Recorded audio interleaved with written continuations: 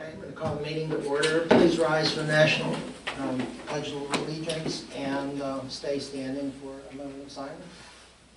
Pledge of Allegiance to the flag of the United States of America and to the republic for which it stands, one nation, under God, indivisible, with liberty and justice for all. Please have a moment of silence for our deployed troops and those first responders who have given their all in the line of duty.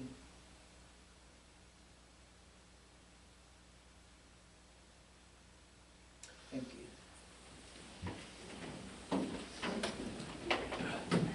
Okay, public comment is the first item on the agenda. Is there anyone who has? Unless I... Sure.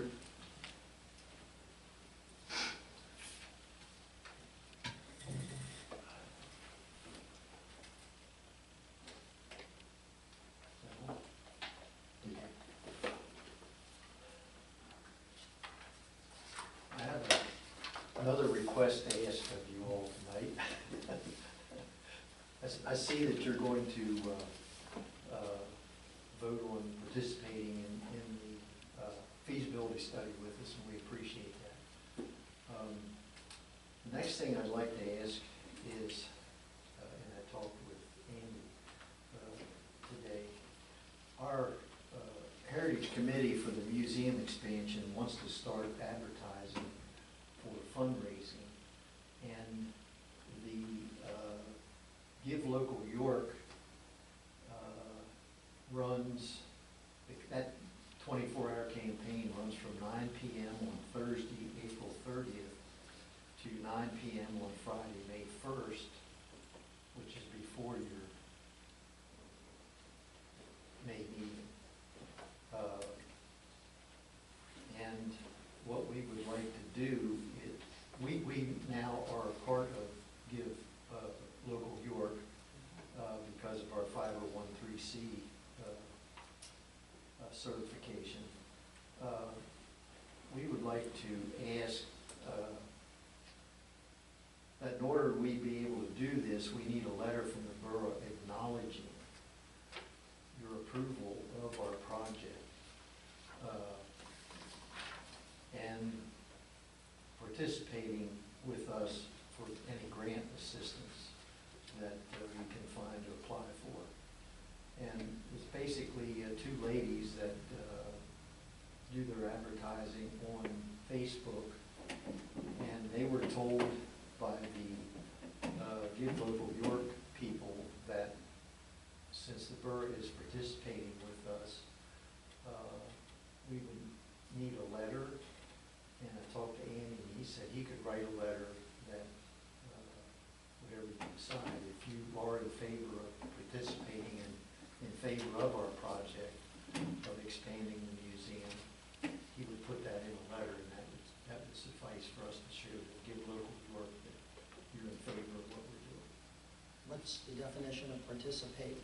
I'm sorry. What's the definition of participating? Supporting us both financially and morally, and it's your property and your building that we're doing this to, and you are the owner of the property, so there's no percentage or anything. And that's kind of what I was asking. No, okay. There's no percentage, just that you're in favor of it, that we're not going to get so far and then you're going to say, oh no, you can't do that. Oh, I understand. Okay. You're not obligating yourself to any financial, but you are going to be an applicant on any grants that we do, because when the borough participates with an organization in the borough that's part of the borough, your grant application is considered above others that do not include their municipality. Oh, absolutely, yeah. Yeah, we had done that once before. I know Marcia has a copy of a grant application that we did, because I signed it. They just needed the chief executive officer. Yeah. So you could use that kind of as a template, I think, Andy, if you want. We need to Take a vote on that, do I need to add it to the agenda? It's not, no money or action really, it's just a letter. The minutes. Go ahead, go ahead. I was just gonna say, the rule has been liberalized on amending the agenda, so you would have to have a motion to amend the agenda, add that to the agenda and put it in the appropriate place. So if you have other business with that, you can tie it together. Okay. Yeah, we do, so we'll wait until we get there, I think. You have to repost that agenda. Does anyone have any questions of me? Yeah, it's Michael, I have one. Go ahead, Mike. Sure, does the borough currently make any payments for the building? Is there a mortgage, or do we already own it? I believe it's owned outright. The borough leases it to the New Freedom Heritage Incorporated for $1 a year for 50 years. And we take care of the grounds. We pay for the lawn mowing and the upkeep of the shrubbery. The borough employees, Public Works, if we have a plumbing problem, they come down and check it out. If we need an electrical work, we pay for that. We pay, I believe we pay the electric bill and the heating bill for the museum. We paint the picnic tables and benches, take care of the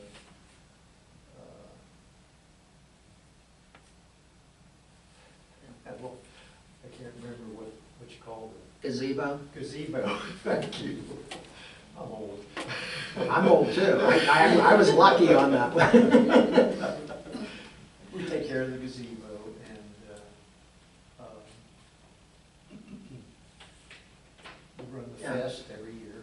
Yeah, it's a collaborative effort. It's definitely, heritage has always been a benefit to the community and, you know, with the festival and whatnot. So, I mean, it's a collaborative effort and community appreciates all the efforts that Heritage does. And I think most of the citizens in town appreciate that there's a place to go to look at artifacts and things that are reminiscent of days past in New Freedom. We just had 2 items donated to the museum. They're whistles from the canning factory and the American Insulator. Oh, wow. The original whistles that were with those factories. Cool. We'll add that to the agenda when we get to section on, which is actually the first order of business, so. Very good. Thank you. Thank you. Does it need to be added even though they're on the agenda talking about the feasibility study already? We have it on to talk about the feasibility study. This would just be adding, I mean, it is a de minimis item, it's just would be adding us to publish a letter of support for the grant writing. So, and we could include it under that. They're already there. Yeah, it is, so, yeah, I think we're okay. Thank you. Just for clarification, they're requesting a letter because it is borough-owned property. Absolutely, And yeah. Give Local York is requiring that the borough provide that letter, just showing support of the fundraising effort. That's Right. basically it, to make the improvements in the building. Yeah, there's no money involved. Oh, no. Yeah. Yeah. Thank you. They don't want to donate however much money and then the borough say, yeah, we don't really want an addition on the building. Exactly. Okay. There's no one here from Rose. Did you want to go over, did you want to read? Did you? He didn't send it. Oh, he didn't send it to you. I've Okay. asked him to send it to me. I know they had a call. Okay. Brianne Monroe and Janelle, I'm not going to make it. I'm sorry. You'll have to help me out. In Kowiak. Okay. Okay. And it is a hard one to say and spell. And I'm half Slovak, so it's really, it's just, I should be able to. And you guys can hear us okay? Sorry? Can you hear us okay? Well, I can't, that's a personal comment. Just make sure you're close. Okay, so I'll try to Very talk a good little night. bit louder then. So tonight, we're here to talk about the community center flooring. And I know that, well, we sent something for all of you to review, so we don't want to like rehash all of those details, but we can answer any questions that you have about them. But basically, we've been at the community center playing indoor field hockey with the youth program, and then there's an adult field hockey program. And, you know, over the years, there's been lots of like slipping, and, you know, the floor is definitely a little bit hazardous when you're trying to play sports on it. So, you know, we love the facility though, like it's huge, it's perfect for our needs, and especially like there's other groups that use it too. And we just were, you know, kind of brainstorming, like, you know, could we potentially fundraise and, you know, raise funds to redo the flooring. We had no idea like what the cost might be, so, you know, Janelle she met with someone today to get an estimate just so we had a ballpark range. But the more we talk to people, the more support that, you know, people are really supportive of the idea, and, you know, just getting it to be a little bit, you know, the like a non-skid floor, so it's not so slippery. And then also too, like, you know, there's other sports that use the facility as well, volleyball, and, who else is in there, I forget. Pickleball, yeah, pickleball is there, you know, so, and the flooring itself, Janelle actually has some samples, and I don't know if you want to talk a little bit about your meeting today. Yes, so I did meet with Abacus, which the Glen Alliance Church in Glen Rock recently did their floor. So that's the picture that is on the proposal. It looks very nice, and so I reached out to that company just as a place to start. I've also reached out to the sports courts of PA. I talked to them. I have not gotten an actual quote, because I would like to get multiple quotes, but they do have a program with CoStars, which I know we are a member of, so that might be the route to go. I just haven't gotten a quote from them yet. So, like Brianne said, we are kind of just in the beginning stages. Obviously, we would need the approval, but we kind of, the people I met with today, his name was Johnny King. He brought these samples, so I can give these to you if you just want to see them, the colors, stuff like that. There's earmark in here, some questions, but basically, any sports that are in there, and the older we get, it's not really always safe to be on our floors and our joints. So we thought, like, you know, potentially even with the volleyball. When I met with them earlier, we mentioned about those volleyball net inserts that are already in the floor. And so he did suggest if we did something like this, we would have to replace them, just, you know, for uniform and stuff like that. So if you have any questions about like, the cost, the flooring, this is just basically some questions that came up that were answered for me today. And again, this is the very beginning stages, but. Can I put you, just hold on 1 second, the call dropped. Oh. So, didn't want to interrupt you, I'm sorry. Yeah, it's fine, thank you. Back? I'm back, thank you. Okay, all right. Does this qualify under the grant program for community buildings that we were talking about? Yeah, I think this would fall under different Grants. grant opportunities, so specifically local share money, as well as York County Marcellus Shale money. That has a cap, I think, of $60,000 a year. And you compare that with local share money. There's plenty of opportunities. I know they talked about possible fundraising opportunities and different scenarios. So Another thing I mentioned in here, but there are options to even advertise, which we have a lot of small businesses, and I think that would want to like advertise. They could have logo right on the floor. I don't know if we would want to do something like that, but I think, you know, there are options for like community donations or local sponsorships, as well as just like fundraising costs. I have a question. Is this padding, is this what they put down, or is this Yeah. just what they want to show us? No. So it's like a 4-layer thing. So we also mentioned that there is like the moisture in the flooring, so there is a epoxy coating, so that they would put that in to help with moisture, and then it's like 4 different layers that would So it help would end up like that? that thick, yeah. Oh, that's fantastic. I Yeah. mean, seriously, that's, I mean, I can't imagine We also, pickleball players playing on that floor, it's gotta be destroying their knees. well, and that's what he said, and he mentioned that this is the like #1 courts facility, NBA, like 70% of NBA courts are made out of this, and it's very easy to clean up. You can just use your like mop and bucket, or you can have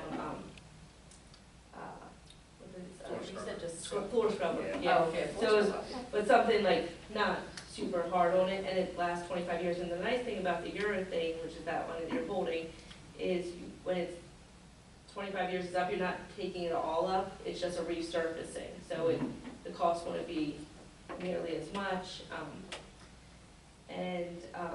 Yeah, just like the safety they said on our bodies, and Oh, yeah, that's I mean, that's fantastic.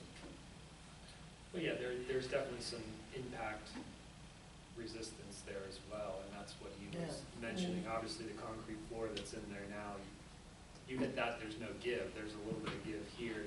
And as well as the concrete floor, you know, it's, like you said, it can be slick at times where this allows someone to slide, but still gives them the ability to grip and turn, is what he mentioned, so.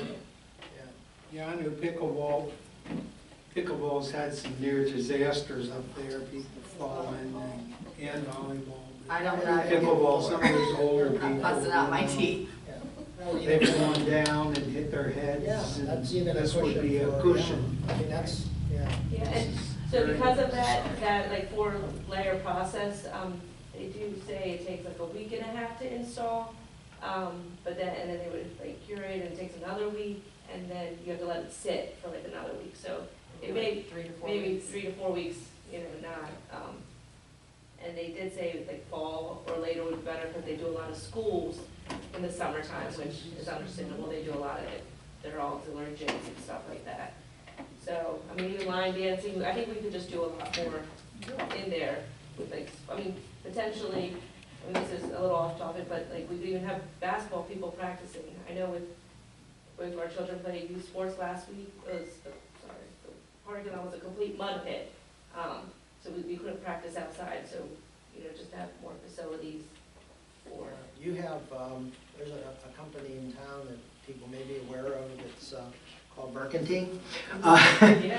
And they have a foundation, and they literally, I mean, if you put their name on the floor, I mean, that would be a huge, Well, that's what I was saying, there's companies that have Yeah. that deep pockets that they. I'm just trying to think of someone with deep pockets that Mhm. would possibly, I mean, I really honestly think that would be a viable, Yeah. I could talk to you after, I can give you some names of people and stuff that. Yeah, and I'm not afraid to go to companies and like, yes. Hey, Well, Jenny, yeah. she's like the super fundraiser. So, Won't we have money coming in for rec from the houses being built out, the Robinson? Yes, What's that, $2,000 a house? a lot. A lot. So that's So 34, that's $68,000 right there. I don't know if you've got that earmarked or, No. I mean, No, that might be Usually something, you put that community. to more of an open space playground, but it can absolutely be used for recreational services like this. Andrew, do you think this estimate is close enough? Like, once we have to do the 3 estimate things? Do you think it's gonna be in Well, the we don't have to ballpark? do 3 estimates. Well, if you're co-stars, you don't have We don't to. have to do it. Yeah. I don't believe that this gentleman that was here, No, I don't he think this did one is mention. either, but another one I reached out to and verbally talked to, and haven't gotten Yeah, an actual quote yet. They are the co-stars. and that might be a clarification point with, Yeah, advocates, yeah. I mean, it could be, and it just didn't come up. The other gentleman I talked to was later, so I didn't know the ask. So I could go back to Johnny and ask him, he'll get back to me quickly.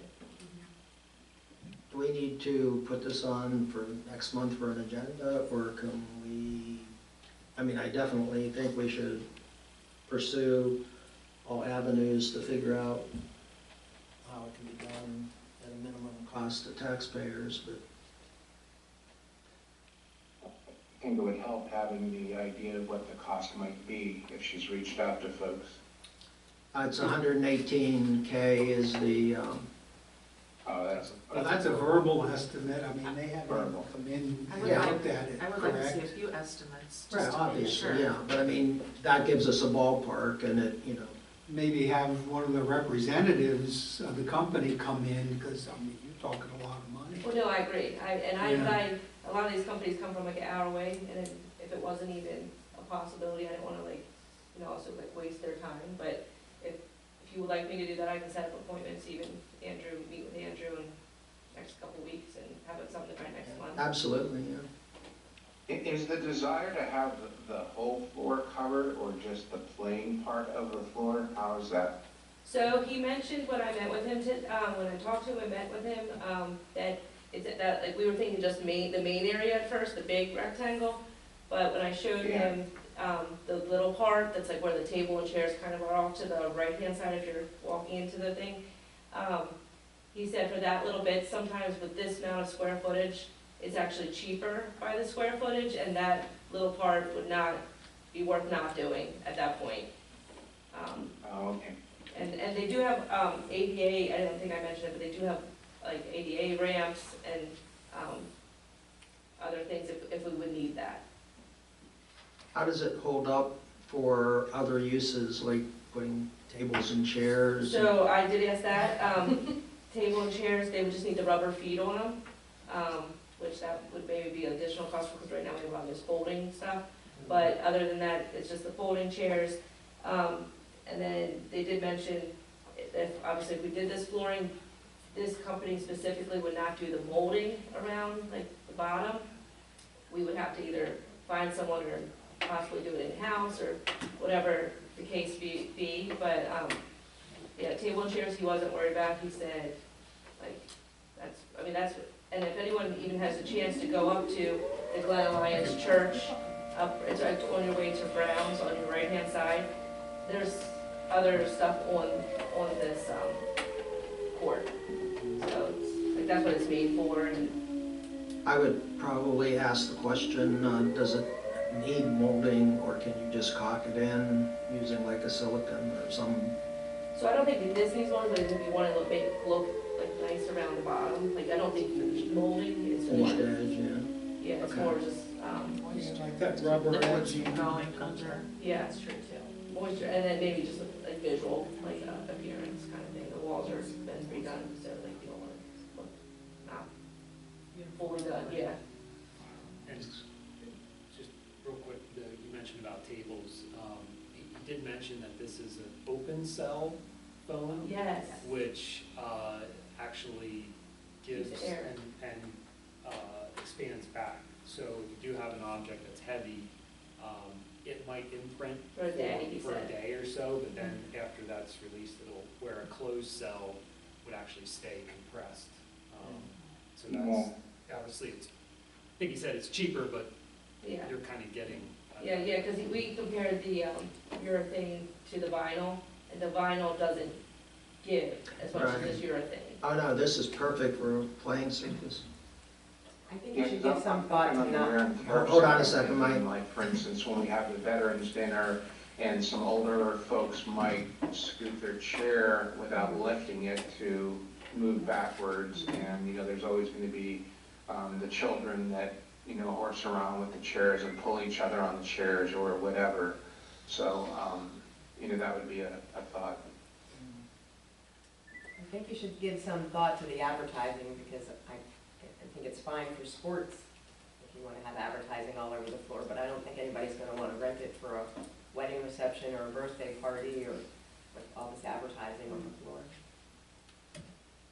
Maybe off to the That's side, a good, yeah, that's a good point. at the entrance or something. Just Yeah. Not everywhere out there. You could even put something on the wall that says "for donated by." Yeah, like, or a Yeah, I'm banner. sure we could figure Right. out something. Yeah, we could get like a banner made instead and just, Okay, thank you. Okay, Before, I'm all for this, but before you guys make a final decision, we need to have somebody that's not the floor installer, not the floor salesman, but somebody to look at that floor. Because they'll tell you that the epoxy will hold on that without a vapor barrier underneath of that concrete.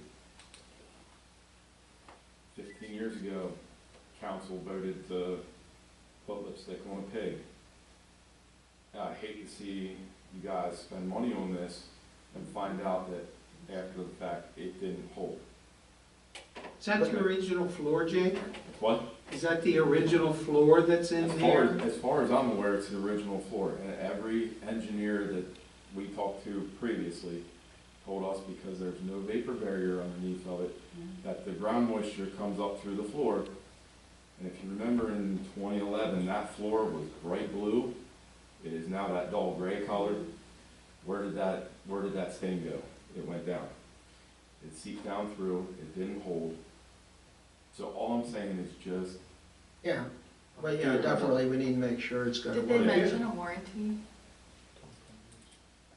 Is one here? This company, I'm not sure if they, I think there is a warranty in this book. While you're The looking other for company that. was 15 years, I knew that, but I'm, Okay. While you're looking for that, would they take up the old floor first and then No. they would put this on top of the floor that's there? Correct, they would have to sand down the existing concrete floor, they install an epoxy, for No, wait a minute, moisture. that's not concrete, is it? It's concrete. Concrete down. And then they put down an epoxy, which is their moisture mitigation, and then they start their foam and their 4 layers of. Do you think the epoxy would be enough of a vapor barrier to protect the urethane? According to the salesman today, yes. They said they do it a lot, and they use that moisture mitigation epoxy. But yeah. You're right, though, I mean, we definitely need to make sure all I'm it's, saying is I did concrete for 10 years prior to this, just do your homework. Sorry, I knew I saw it, I just remember, but it is 25-year warranty, costs, labor, and materials. So, 25 years, that's, you know, the life, yeah.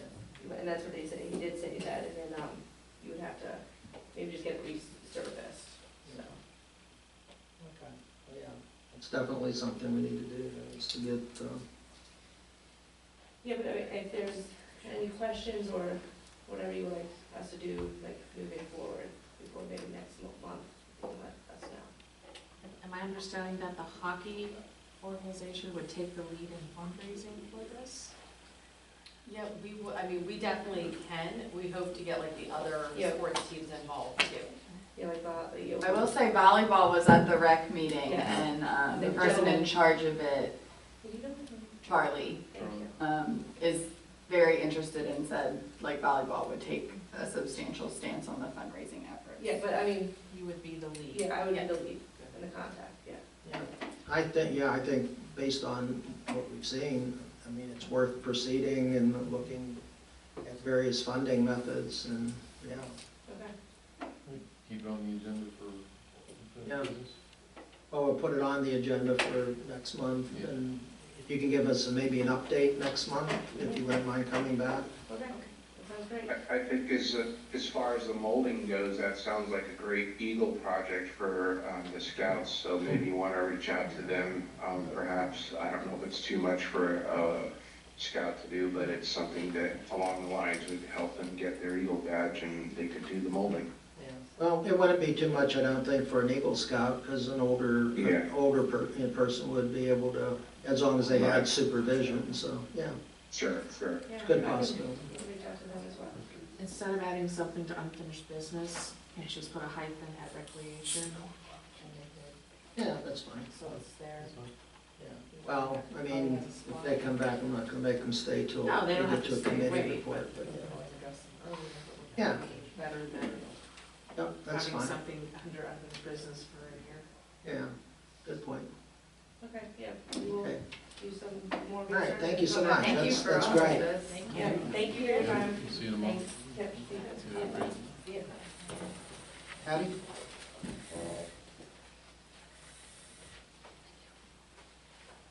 Hey gang, how are you? Good. I'm here on behalf of the Lions Club, and they want to express their sincere appreciation to the Borough Council for your continued support in allowing us to use the community center for all of our events. Your partnerships made it possible for us to be able to continue serving the community. We're proud to share that 100% of our proceeds from our events are donated back to local organizations and community needs. Throughout the year, the Lions sponsor a variety of community events and services, including the Pumpkin Patch, which provides a fun, family-friendly event where children and families spend time together, and most of that is free of charge to the kids that come. We're very grateful to the borough that permits us to use the community center for 3 free times each year. But we also sponsor 3 community blood drives during the year, so that's a total of 6. I think it's been a year or more since I know I was here asking for those 3 free uses, and we were told to come back if we needed any more. Your support allows us to continue offering programs and services that benefit the residents throughout our community. I'd like to share with you that the Lions are now hosting another community wellness event. We had one a couple of years ago and it went off very well. So Lion, Lindy, and a couple of other people in our committee have set up a wellness fair that's going to run on August 8th from 10 a.m. to 2 p.m. The event will offer health screenings, children's vision screenings, a wellness mobile, mental health resources, and other helpful services for the community. I talked to Andrew, and I don't think we need to ask for another use, but we are here to say thank you for letting us use the community center as much as you do, because I think we are up to 6, sometimes 7 or 8 times a year. So if you guys would consider to let us just use the community center again for our wellness fair. And we want to thank you for your continued support. We value your partnership with the borough, and we look forward to continuing to serve together. Thank you.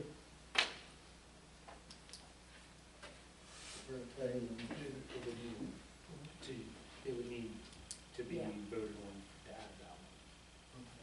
Because we have, like she mentioned, the blood drives don't count, but there are 3 other uses, and I think that's your Zone Social, the Yes.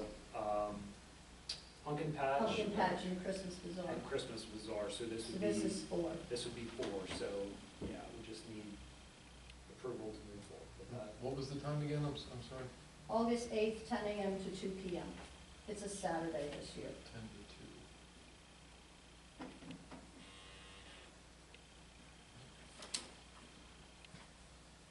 We need that for next month?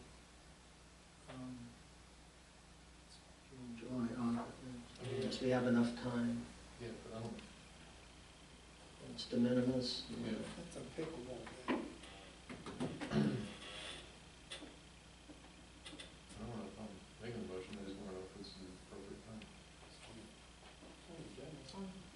Yeah, it's on the agenda. I'll make a motion that the Lions be allowed to use the auditorium August 8th, from 10 a.m. to, do you want setup and breakdown time? Well, we have to set up, so it'll probably be 8 a.m. and then at least break down till 3 p.m. From 8 a.m. to 3 p.m.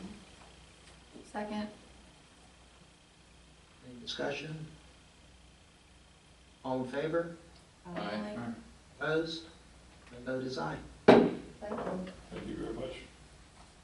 Thank you. Anything else, public comment? Okay.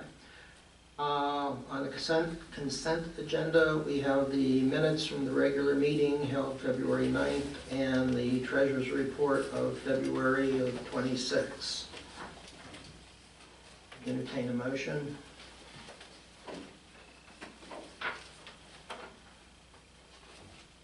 Move we approve the minutes as written. Second. Are we including the treasurer's report in that? The consent agenda? Pardon me? I'm sorry, did you say consent agenda or minutes? Oh, I did minutes, I could do both of them. Yeah, consent Consent agenda. agenda. Are there any questions on the minutes or corrections or anything on the treasurer's report? Treasurer's report, page 15. I'm assuming this is the name of the company. Under the sewer, chemical spill. Uniforms. I don't know. No, it was, says uniforms. I don't know if it was a special uniform, that's the name of the No, company. the name is to an employee, which is the second one up from the bottom. Right. And the memo is chemical spill. He was working on the weekend and stopped in to do the testing and spilled chemicals on his clothing, so we reimbursed that.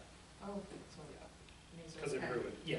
So it actually was a chemical spill. Yeah, it was. Okay. Yeah. See, okay? Yes. Anything else? All in favor? Aye. Opposed? My vote is aye. Aye. First item under unfinished business is consider allocating funds to New Freedom Heritage for the completion of a feasibility study. The actual cost of the study is $9,900.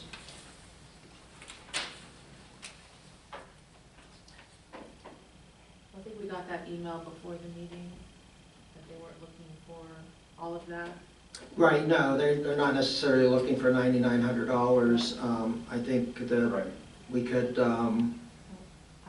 make them, Well, I think that they should get the letter, absolutely, because we're in favor of looking at the study, having it go forward, seeing what the possibilities are for the building.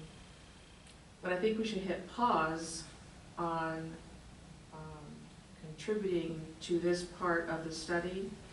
They say they are doing fundraising for it, that's that's awesome. But before we go and spend the taxpayer dollar on this, they do the study and we are able to enlarge this building. There would definitely be a need there, I would assume, and that would be the time for the council that I believe to have the best use of the money. That would be the time that we would look into having a financial part in it. And we don't know what grants they might have available if they're applying for either. Yeah, and that's where our letter would come in, Yeah. you know, full support to go forward We're fine. and to explore this. But at this point right now, I think that we should be hitting pause and allow them to do their exploring. And if in fact, you know, it is a go and it can be expanded, that would be the time that we would. Jim, what were you looking for here? Actually, we have the funds to pay for this now. Oh, okay, even better. And Did we're, you say they already have the They, funds? they have the funds for the feasibility study. Okay, So- okay, great. I was gonna ask, you know, if we went ahead with it, do those funds for the study go into the cost of the project? You know, like, is there a credit or anything like that? But I guess, Yeah, I think we're okay. I think, sounds like it. so I think I would make a motion that council approves the letter to Heritage and to whom it may concern, council supporting Heritage project to expand the building. Yeah, Michael will second. Any discussion? I thought the letter was for exploring, or give York. yes, that's who we give the letter to, but you're backing us. Right, Yeah. Andrew will write it up and, I I feel mean, like we're talking about two different things. The letter would be used for more than that, because I'm sure the grant will probably have to have something in a Oh. letter saying that we are in partner. No, you'd sign the grant applications. Wouldn't anybody else outside of Give York need a letter such as this? Shouldn't it be it's a to whom it may concern kind of a letter, yeah. not a specific to Jen, you know, York? Although it makes it more personal. I have no disagreement with writing separate letters to each grant to make it more personal, that, you know, and sending it to. How is But it would be a Heritage- to whom it may concern type letter. Could I just say one thing here? It does appear that we're talking about something different than considering allocating funds for the feasibility study, which is what is on the agenda. Yep. So I think that my recommendation to the council would be that the first thing you would do would be to amend the agenda to include consideration and approval of a letter in support of the New Freedom Heritage fundraising efforts. And then, when you amend the agenda, item A to include that, get your motion and your second and your vote on that, and if it's approved, then proceed with the discussion about that letter. That's something that Andrew will have to then publicize and post and so forth in accordance with the Sunshine Law, which do you need any assistance with that, or are you good? Okay, I thought so. So, but if we could get that, I'd feel more comfortable if we had that on the agenda first, if we amended the agenda. I would entertain a motion to amend the agenda to include a letter from council in support of the Heritage Project. Back up. Send. Sure. We had to undo the other one. We have a motion and a second on writing the Yeah, letters. right. Those both have to be withdrawn. Withdrawn. That's true, I'm sorry. Who made the motion? You Oh, I did. I'll withdraw. second it, so I'll withdraw. Yes, all right, we both withdraw our motions, and now I would entertain a motion to amend the agenda to include a letter of support to Heritage. Yeah, I'll second that. I think Erica moved. Okay, great. All right, all in favor? Aye. Opposed? My vote is aye. Okay. Now I will entertain a motion to write a letter in support of Heritage for the project. And to modify the letter as needed to make it more specific to organizations that they're applying to grants from. I'll second. Yeah, I'll second. Well, we need, yeah, back We need to to first. first. You were just asking for a motion. Right, I was asking for a motion. Okay. So, Erica Yeah, did, that's fine. she was one of the seconders, so you could make her the movement and Mike the seconder. Yeah, that's fine.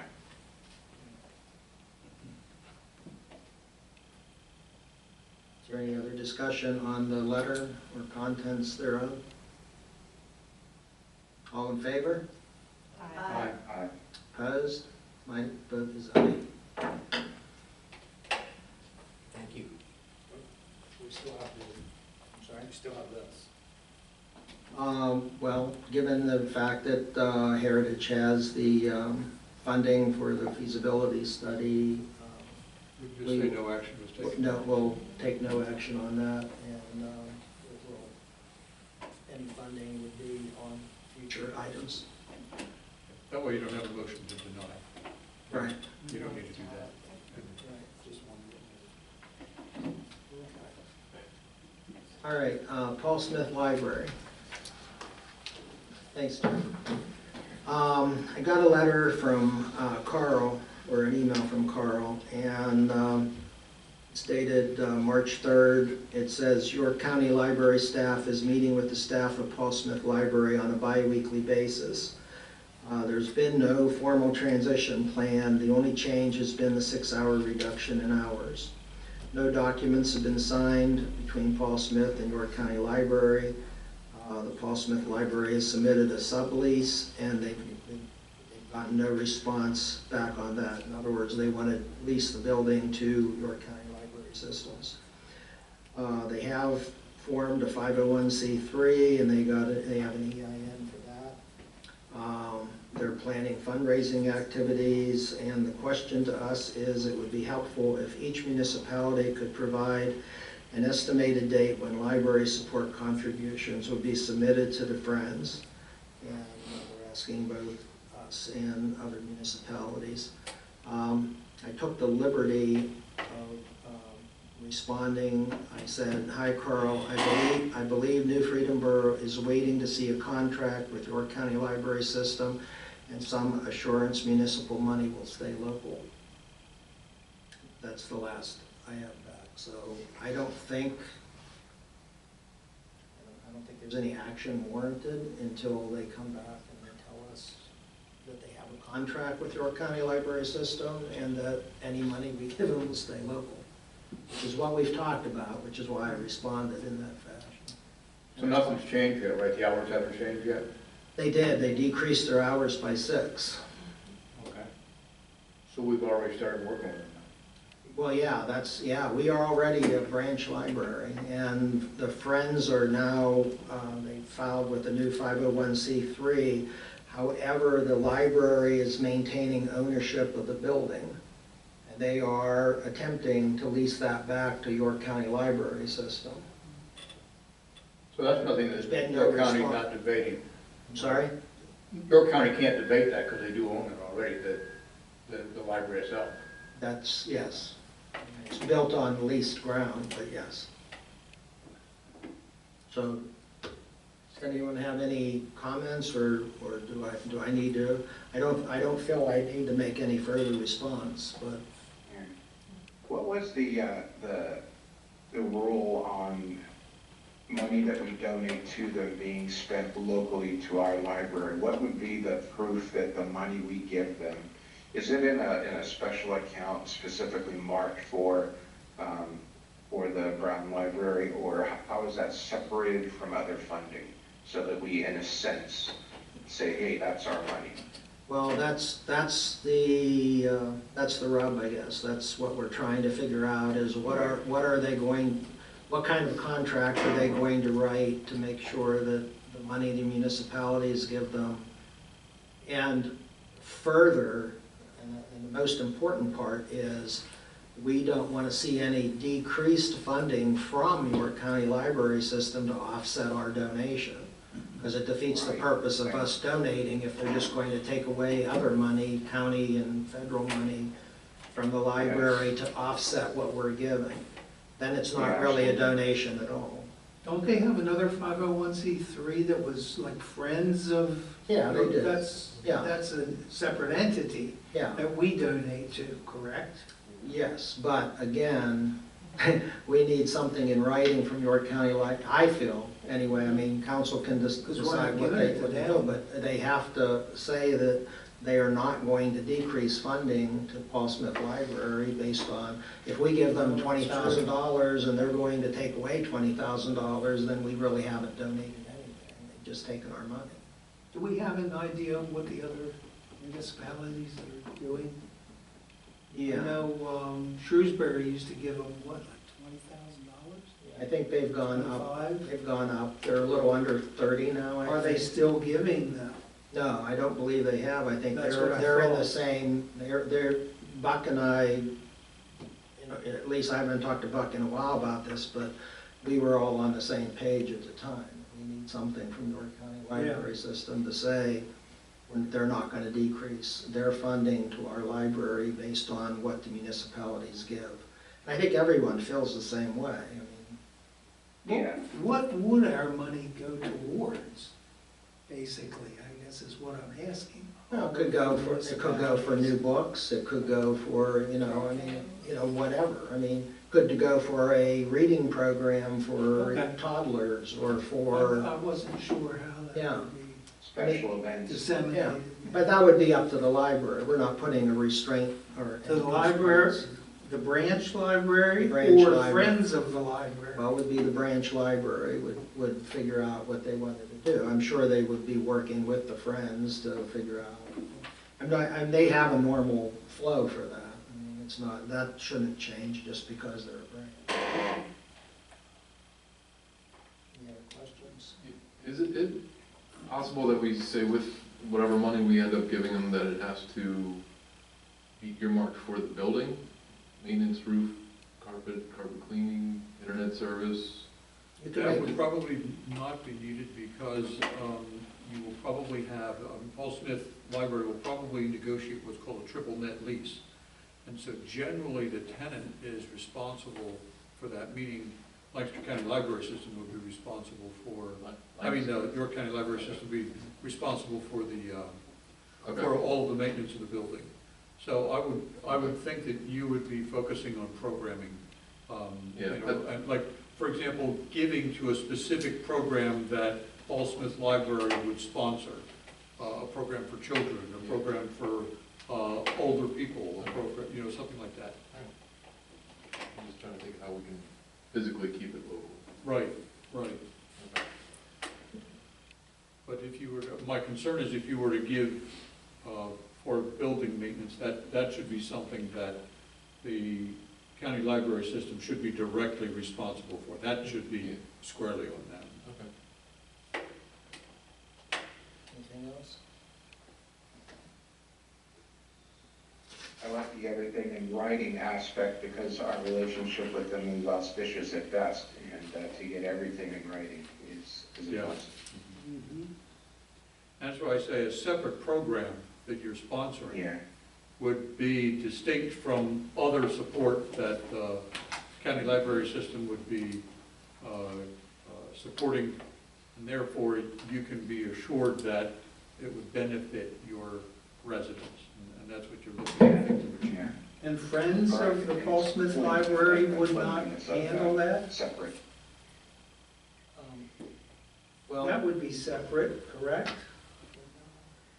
Am I? well, I mean, we don't have any control with what the Friends of Paul Smith Library would be doing, but yes, we would be giving the money to them as part of their fundraising And if efforts. they decide, oh, here's a nice program we'd like to offer to the branch, and our money could go towards helping with that, say somebody comes in, does a reading program, and they get paid a presentation to adults on the program.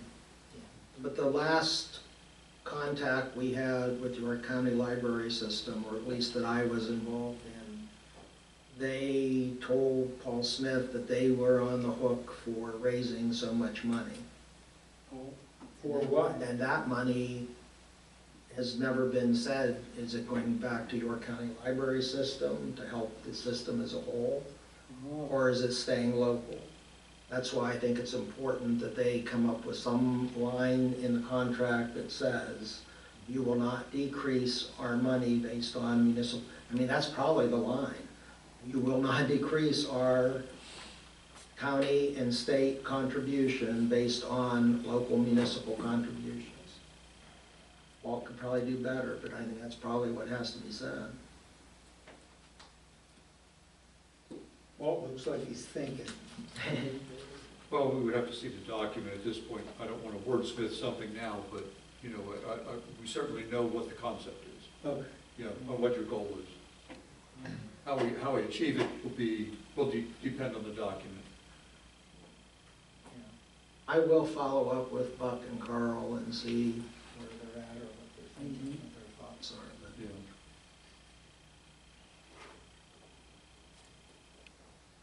okay, next item is 1 East Franklin Street, further action. That was just the one as a carryover, if there was anything different to report, which I don't.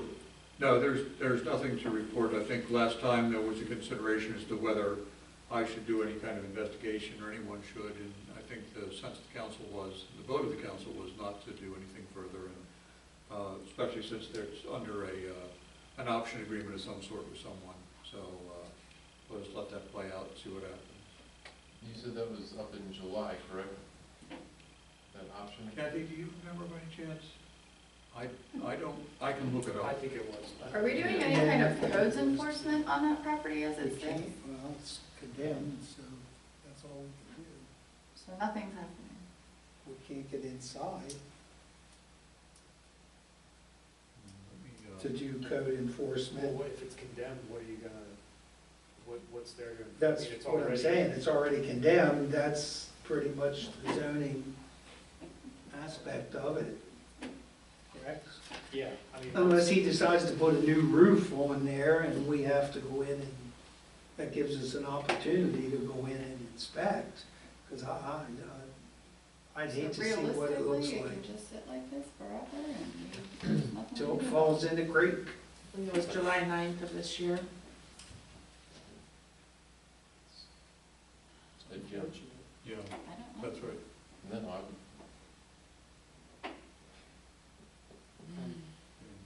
I would. I made my feelings perfectly known. I'm sorry? I said I made my feelings perfectly known the other month. You said we'll wait till July and it's not that far away, so.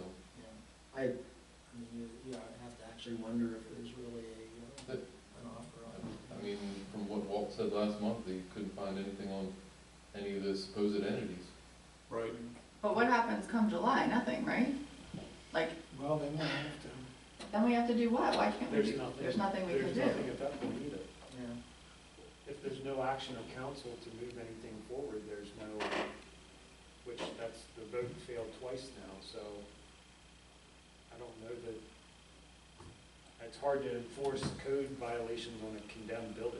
I mean, what, it's condemned, well, there's code violations, yeah. That's the end result. We can't Why fine it's him, we condemned. can't, there's no like finable action?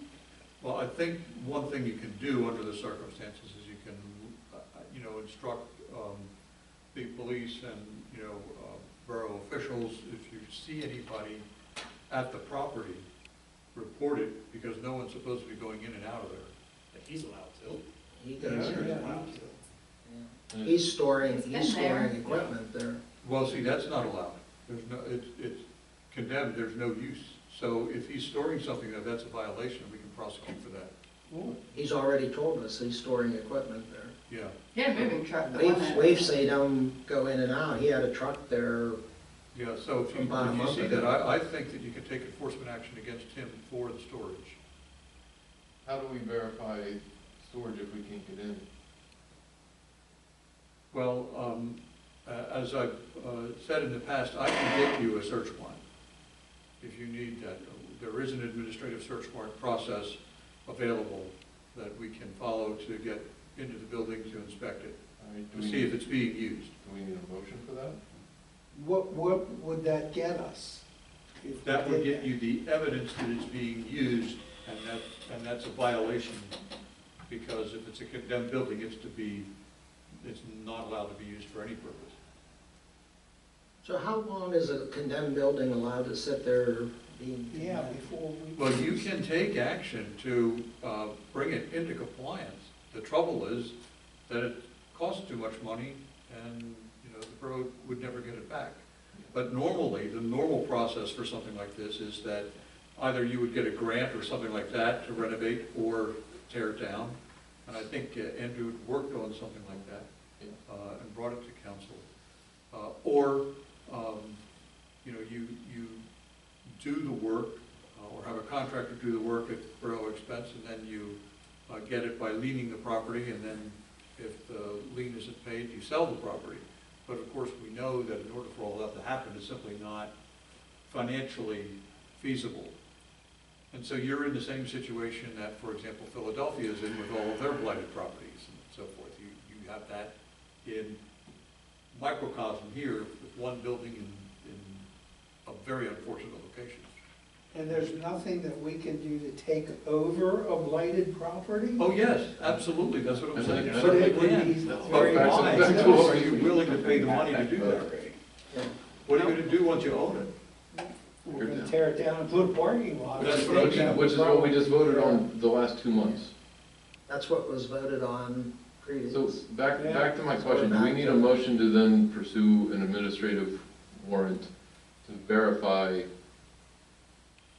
the use of storage? Yeah, Would it be an administrative search warrant, or an administrative search warrant. that would go through? I see Swayze? Kathy shaking her head. Yeah. Former Okay, good. magistrate, district judge. Oh, that's what we Kathy did this Silcock. last time. Yeah. So, Thank you, Kathy. All right. Would you do that for us by next month? she's actually the person I'm going to ask to take charge of that Yeah, she process. did. And Then- that would be done. Question, are we liable at all, as private property, but are we liable for doing nothing while it sits there and somebody gets hurt because something falls off and hits somebody? No, because you're not liable for the condition of a private property. You're liable for Private your property, own okay. actions and for your own property, but not for a third one. Is it properly marked and Okay. posted? Yeah. I'm sorry? Is it properly posted? Yes. Yes. That it's condemned, nobody can enter and all that. So if you do see somebody there, you call the police. Yeah. That's Yeah. criminal All the trespass. windows have been covered with plywood, but we did catch 3 kids a couple of years ago on the roof. Yeah. Well, last year we caught somebody, called the police, they were going in that door at the bottom. Yeah. So this administrative situation would be just to see if any violations are happening with our ordinance. This would be ordinance enforced. That's, Yes, that's, that's that's. it. Yeah, that's that what would I'm thinking. enable us to enforce the ordinance that, if we find a violation, then you can take action against the property owner, and that's what you want to do. He's already told us he's storing stuff there, and he already admitted to a violation, Yes, so why would we have to even look any further? well, Additional evidence. Right. because he's gonna go in and deny it, so, you know, I mean, it doesn't take, He must not have read the book. yeah, so what we want to do is have proof, and then go in, look at pictures and that type of thing, inspect the property, all of that type of thing. I would like to make a motion that we proceed with the administrative search warrant. Second. And enforcement of And the ordinance. enforcement of the Thank you. A motion and a second, is there any further discussion? All in favor? findings. Aye. Opposed? My vote is aye. I'm sorry, Dave, can you say something? I need to adjust your mic. I could get closer to it. No, don't. Oh. What do you want me to say? Does that one need to be off? Is that one? Somebody had turned up your volume. Yeah, you're, Okay, say something now. Sing. I move we adjourn. That's not what I had. Second? I think you're good. Thank you. Kathy, it's the new Freedom Borough, Franklin Square. Seconded, yes. Is there any other discussion on Franklin Square? Oh, Franklin boy, Street. could we Franklin go, Street. discussion. NIM certification progress, I'll start. I have done nothing because I had eye surgery, but now my eye is back and I can read without getting a headache, so I will continue that. And you have one of them already, right? One of my eyes. Yes. No, you need the two, you have one I already. have one already. Wonderful. I don't have any, but I will. And I couldn't go to that thing because I can't drive. I will take care of it. The training was really good, I thought. Yeah, I enjoyed it. I have not. Scheduling conflicts.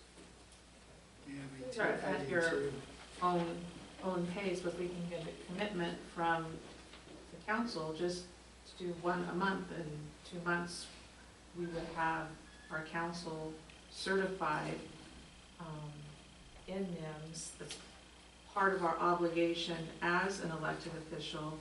And I've made a commitment to Stan that our council's gonna be the first one. We're gonna be the guiding light for our community Good. and others to follow. So is it any two or just the 100? 100 and 700. 100 and 700. Okay. Yeah. I'll be done next month. That would be awesome. Okay, consider approval of a resolution ratifying acceptance of the Southern Police Commission bylaws, and there was a change, I believe, yes. so we have to wait. I was gonna table it. So we have to take it up at the next commission meeting. Will we have copies of that to review? They were provided last month, and the, In writing or on, in writing, yeah, but I think there were a couple changes to those. So the motion last month was to put it on the agenda for ratification by resolution at the request of the commission. So they were technically formally approved last month, but we want to ratify that by resolution to show support of those two documents. So I believe there's a couple changes to those. But because the minutes from February said that action would be taken in March, we left it on the agenda. So I think at this point, we would just need a motion to table and move on to allow the commission to meet again and review those documents. And actually, the resolution would stay the same, just the exhibits attached would change. The one, and I think I attached it to the email when I told you, right? I Yes, attached it. yeah, Okay. yeah. Okay. so do we have to take a vote to table it? I don't think we had to take a vote to table, just table it. Usually you move to tables. Yeah. I would consider a motion to table it until next month then. Make a motion to table it following month. Second. I'll second. Motion and a second, All in favor? Aye. Aye. Opposed? My vote is aye. Consider approval of the resolution establishing the New Freedom Borough Junior Council Program.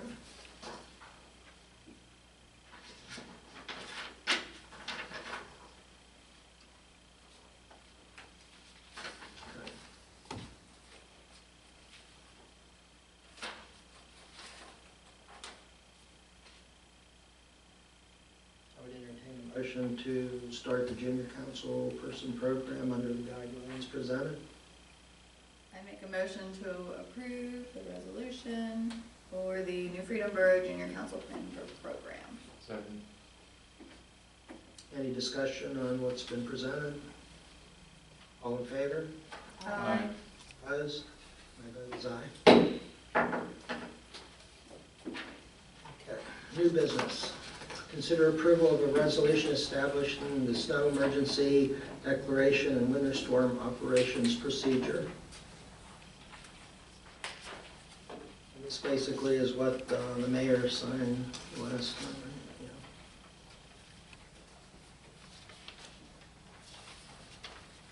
I would entertain. Yeah, what I liked about it is there's no additional punishment, and it's noted in there, so I thought that was important. For the citizens or for us? Yeah. How about both? Okay. I would entertain a motion to approve the resolution. Yeah, I'll make a motion to approve the resolution for the declaration and winter storm operation procedure. It's establishing a snow emergency declaration and winter storm operations procedure. Are those words okay with you, Mike? Yes, sir. Okay. I'll second it. I have a motion and a second. Are there any questions or comments? All in favor? Aye. Opposed? My vote is aye.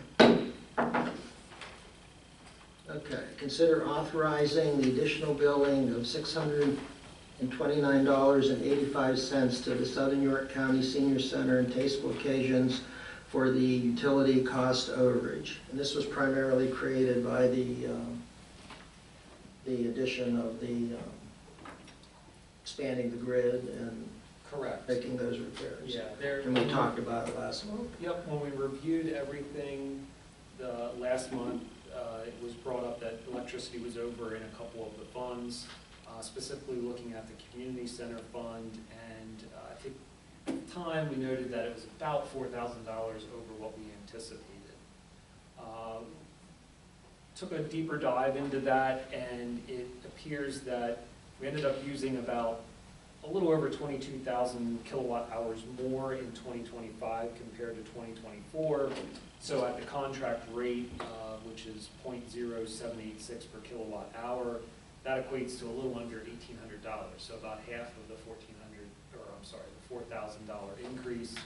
And if you recall, effective June 1st, those capacity charges went into effect. And the capacity charge on this specific account amounts to a little around $8.55 per day. So when you do that math, based on billing periods from June 1st to January 8th, carrying a little bit into 2026, based on the billing period, resulted in a little less than $1,900 in additional capacity charges. So there you get, basically you get your $4,000 number that we were a little short in with the budget for the community center. Basically, what I did at that point then is looked at the three largest consumers in the building, being obviously the borough itself, the senior center and Tasteful Occasions, divided three ways. That's $629.85. I have all the supporting documentation if anybody would like to look, but I didn't want to put all that in your packets, so. I think we're good. I make a motion to consider authorizing the additional billing of $629.85 to Southern York County Senior Center and Tasteful Occasions for the utility cost overage. Motion? Second. Motion and a second. Is there any other discussion? what, we, going forward from this date, there has been a rate increase. And there was, when we figured out these leases, it was a dollar amount applied. So are we going to not wait a year and then go back? We're gonna do it monthly now? It would have to, I would have to read the lease agreement again, but I don't think that was a full amendment to the purchase price, or I'm sorry. It's so- a pass-through. Yes, yeah, it'll just be billed once we collect all those costs at the end of the year. You have to. I Can you think, see if it could be monthly, so I will double check the lease monthly? agreement, but I think the way. that- preferably? Yeah,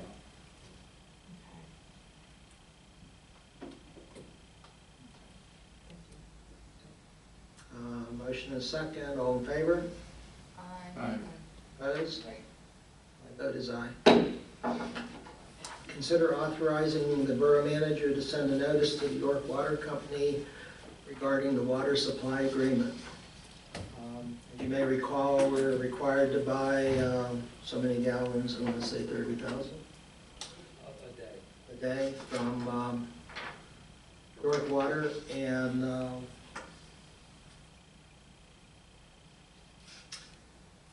this notice lets them know that we want to change the agreement. Make a motion for borough staff to send a letter to York Water. Michael, second. And the motion is second, is there any discussion? So we're within 2 years of the expiration, right? November. Okay. Is coming November. November will be 2 years, yeah, so that will expire November 24th-ish in 2028. 28.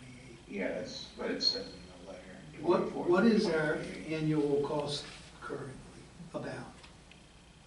About 110,000 a year. And do they have the availability to increase that if they wish? During the Oh, yeah, time? yes, yeah. The only thing that the agreement states is that they can't charge another community less than what that agreement is. So they can't undercut another community. They have to establish those rates and move them forward. That's a Will lot of this money. meeting with them be held or discussed prior to our next borough meeting? I would say no, because I doubt that we'll be able to schedule a meeting between now and April, and I wouldn't be comfortable. I think that needs to be, make sure we have all parties engaged in that agreement, or I'm sorry, that meeting. So can we leave it on the agenda for discussion next month on what the council wants the parameters to be of this discussion, what we're looking for, so that who's borough officials, who is going to be at this meeting? I would suggest that next month we have an executive session, because I'm not sure we want to discuss what we want the parameters to be in public. Well, but I think just one thing I want everybody to keep in mind, that we need to make sure that we have the input from the water department on what those requirements are. Oh, We can't- absolutely. We can't just draw lines in the sand and say, yeah, we don't want to pay, or we don't want this connection. We need That's to what I make want sure- to have yeah, that yeah. conversation Right. before you go to them. Can we do that in executive session, being it's a contract that contract, we're yes. amending? Contracts. I thought that had to be an open public. I would prefer it in executive session. No, it should be in an executive, well, Yeah, I'll defer to Walt, but You know, I will double check that, but I think typically negotiations are permitted. I know they are when it's real estate. Or there's legal, Yeah, whether it's legal advice, I can. going to be involved, Or potential suing or so forth. That, I know that can, but what little I did look, it said that contracts had to be above board in open public, Well, unless no. it's litigation Well, or we something vote on the tied not to the it. parameters. The way I read it is, for instance, if we were negotiating with someone on a building, you wouldn't want necessarily to And set. to know ahead of, yes, Yeah, I'd absolutely. say ahead of time, I you know agree. that you have two other people who want the building, and they're Yes. offering this, and, you know, Yes, so that would have to be in an Rather than executive guess, what I'm gonna do is research and give you a hard law. Wonderful. To let you know Perfect. exactly but what needs to be done. we're gonna clearly have a discussion before any contact outside of this This is just to trigger is a made. meeting. Yes, so it's just this, and And to make sure we're we not meet thinking the of time phone calls or costs or requirements. anything until council and water and everything. Yeah. Okay, great. Absolutely. Is there, what would, well, I guess we could discuss that at a later time. I'm just looking, I was gonna say, is there any detriment to the borough? Say two of our wells go out at the same time, would we still have capacity? Well, this is your emergency, this is your supply, Yeah, I know. supplying every day at least. $110,000, so we could, yeah. How much do we figure it would cost us to put up another, 3 million. was it 3 million? I was thinking So two. you can pay $110,000 for quite a few years. Yeah, I was just curious as to. I don't believe the end result is to cut this off, that is not the No. desire, my desire To anyway. reduce the amount. It's a renegotiation. You can't Of just what turn it we off, you gotta take. keep testing it through the year anyway.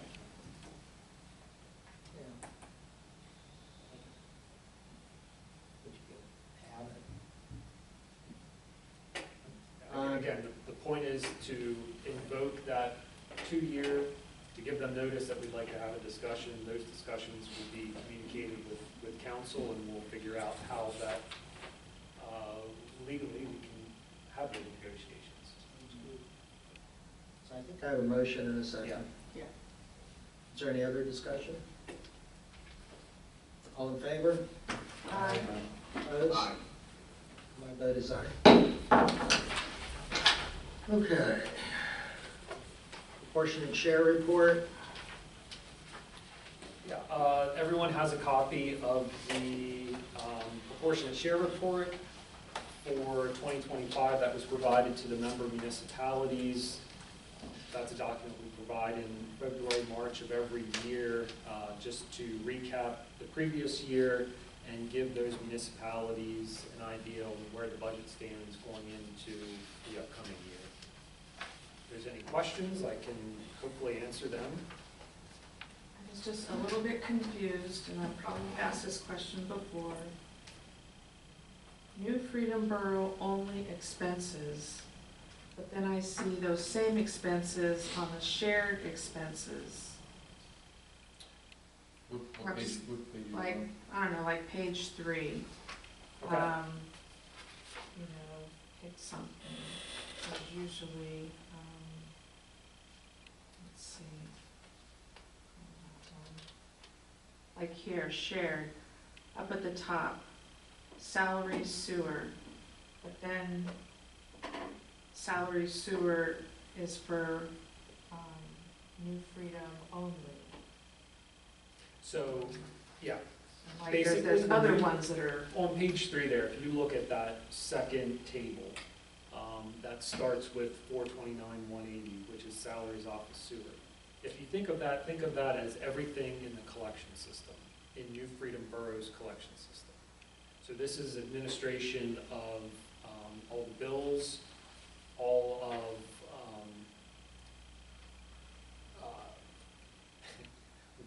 trying to break it down, but basically separate that out from the treatment plant and just look at this collection system as a whole, and that's the cost of administration. Visualizing pipes and, Right. you know, our sewer systems, maintain our sewer system. What physically happens in the borough?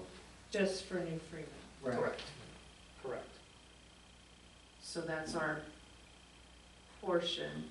So salaries for That- shared, If that is only treatment plant staff.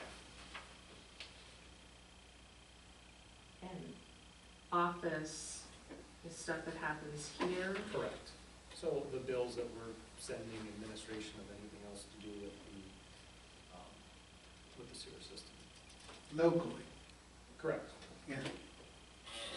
like office supplies is on that first page too, and then office supplies are on page 3 for just us.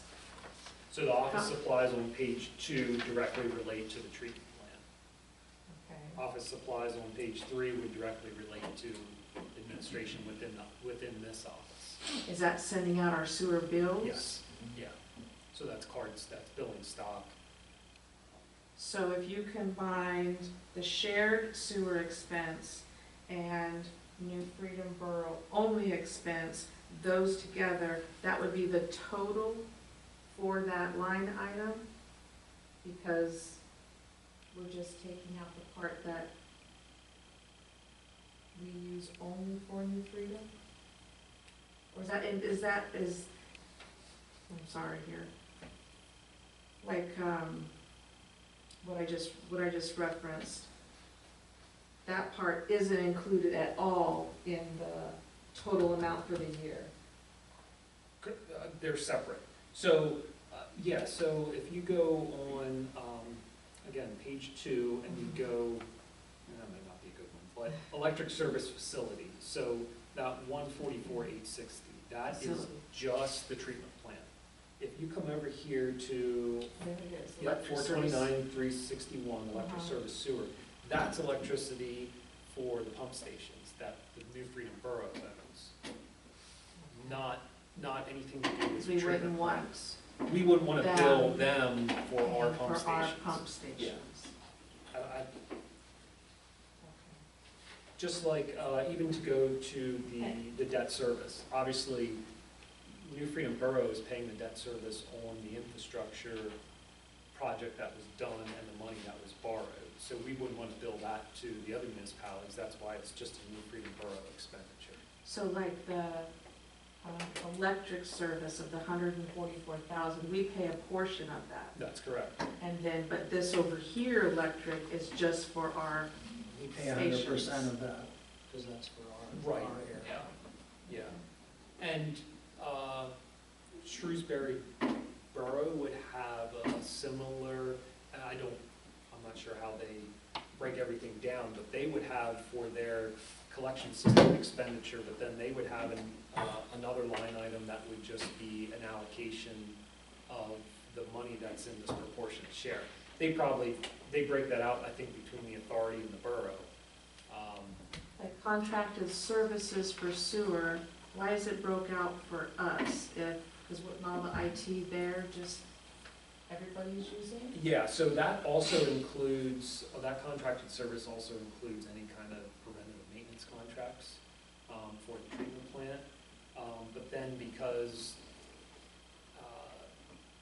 anything here is basically split out as well. So that's the billing software, that's any kind of network upgrades that we need to make, as well as obviously all of our facilities are in communication with each other too. So it's one system, but it's separate.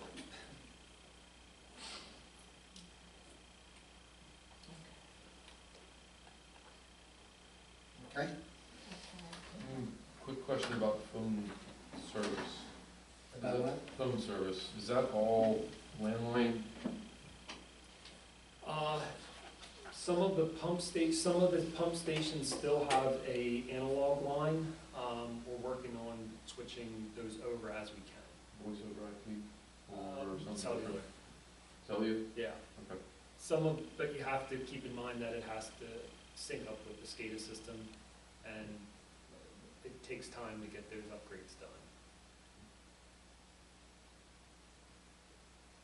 I wasn't able to come to the sewer meeting, but I was told that there was an updated contract that was handed out, The draft, a yes. draft of it.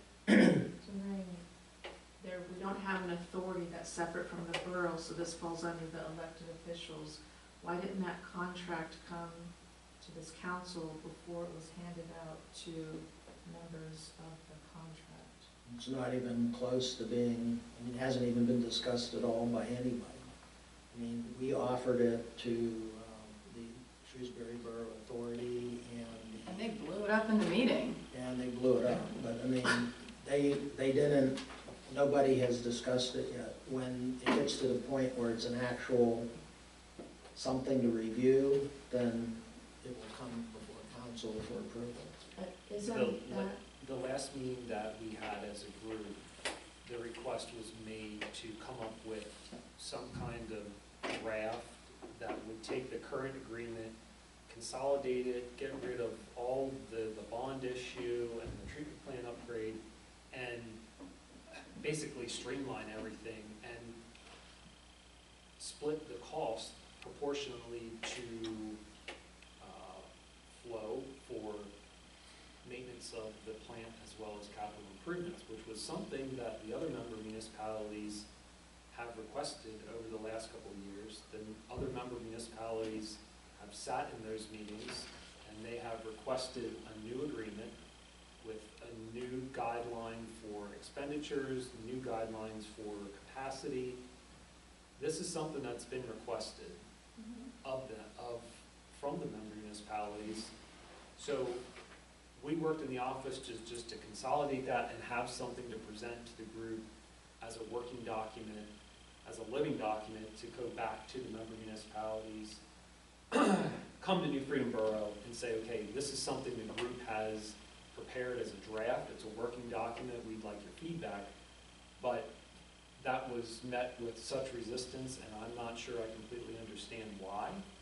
I absolutely do not understand why. It's something that We are the sole owners of that plant. Yes, Right. absolutely. We own That is New Freedom's biggest asset or biggest bankrupt if something happens. Because they're not going to, if something happens, We hold the license and we would be the ones paying. they're gonna say, you're the owner. And I just don't understand why, even though you say it's a draft, that it would be handed to them with not allowing the council. because it's a working committee. It's a working document. I'm tasked with making sure these things are done. Sure, and I don't say it shouldn't go to them, but just that the council, as elected officials, being we don't have an authority separate, it's us. Not, I understand there's a sewer committee, water and so forth, but The sewer committee is a working committee. They try to come up with what's best for the sewage treatment plant and what's best for our customers. What Andrew did was he took an old copy of a thing and tried to condense it and rewrite it into something that makes more sense. The next step would be, after it goes through the working committee, would be to bring it back to council and say, what do you guys think? But it's not anywhere close to being there yet. I'm not saying. And if you want a copy, I mean, you're more than happy to give you a copy and you could look at it and ask any questions. But right now, it is only in a working committee. I see Erica's point, but I was under the assumption, Andy, you were there, Jenny and I, that that's kind of why we were there, like there was representation, even at that level. Absolutely. Yes, you're on the committee, and Jenny's on the committee, and I'm on the committee, and we have a citizen representative who's an engineer on the committee, and Andrew, who is a wastewater treatment plant certified operator, and we also have John from the, coming out of retirement with his beard to try to advise us, and, Because I totally see Erica's point, and maybe I missed it, but that's, I thought us being there satisfied that, like, she being at the police commission and doing something satisfies it for me in that sense.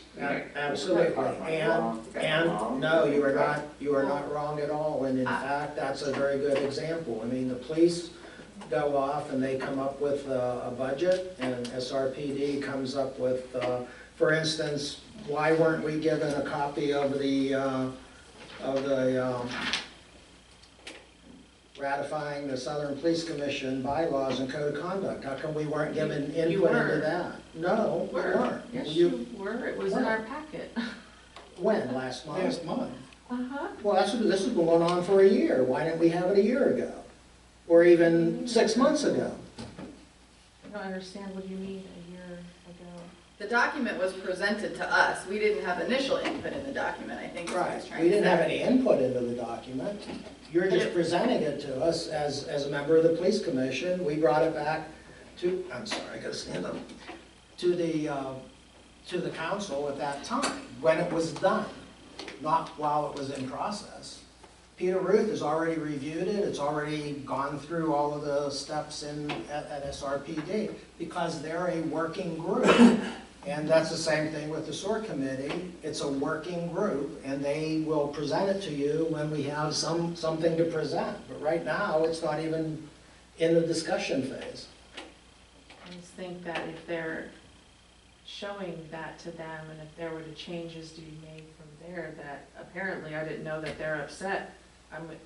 If changes were wanted to be made, how much more would they be upset that maybe could have been eliminated had it come before our elected officials, not just a couple of them.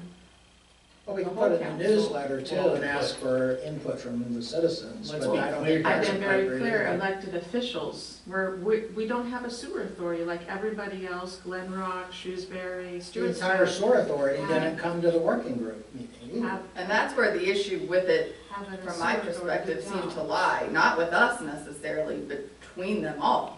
Yeah, We yeah. didn't even get the opportunity to discuss what's in that agreement. The comment was made, I don't even understand why we have a new agreement. Right. Well, it's because you've been asking one for the last 4 years. We were all baffled. That I mean, meeting we was didn't actually a poll. understand. Is that because they have new officials? I don't think so. No, I think it's just, I mean, Brian was there. I mean, we've been discussing, you know, with Hopewell, with Shrewsbury Township, with Shrewsbury Borough, with Railroad, trying to come up with what is fair and what they feel is equitable. And Andrew presented a very nice draft that condensed things to the point where it took out all the fluff and all that much of legalese, and nobody even wanted to talk about it. So we walked I don't even know out, if we they read it. literally walked out of the meeting shaking our heads. It doesn't change There's so much crap between who them owns all. what, who pays No. what. At It this changes, point, there's nothing that's been changed at this point, because we're still under Just the old. like you rules. said, all the fluff that was in there and. It's still in there, Yeah. because we haven't done anything. So I mean, and that was just a very good analogy. I mean, I'm not trying to be smart about it, but the SRPD came up with these two documents. They didn't go out to the councils and ask for their approval or anything else during the process. They handed us the completed documents for approval, which we gave, and when they were in our packet last month. But we didn't have input to them. Our input will come if we have a problem with something that's in there now. So while I understand what you're saying, yes, it's elected officials, you don't have an entire sewage committee go to each, you know, from each municipality, go to a working group meeting. No, but I'm saying that it should have, I feel, just come before the whole council. But I heard you say, come together with an agreement that's fair and equitable. We're the owners, we hold all the liability. Nobody outside of us has any liability for this.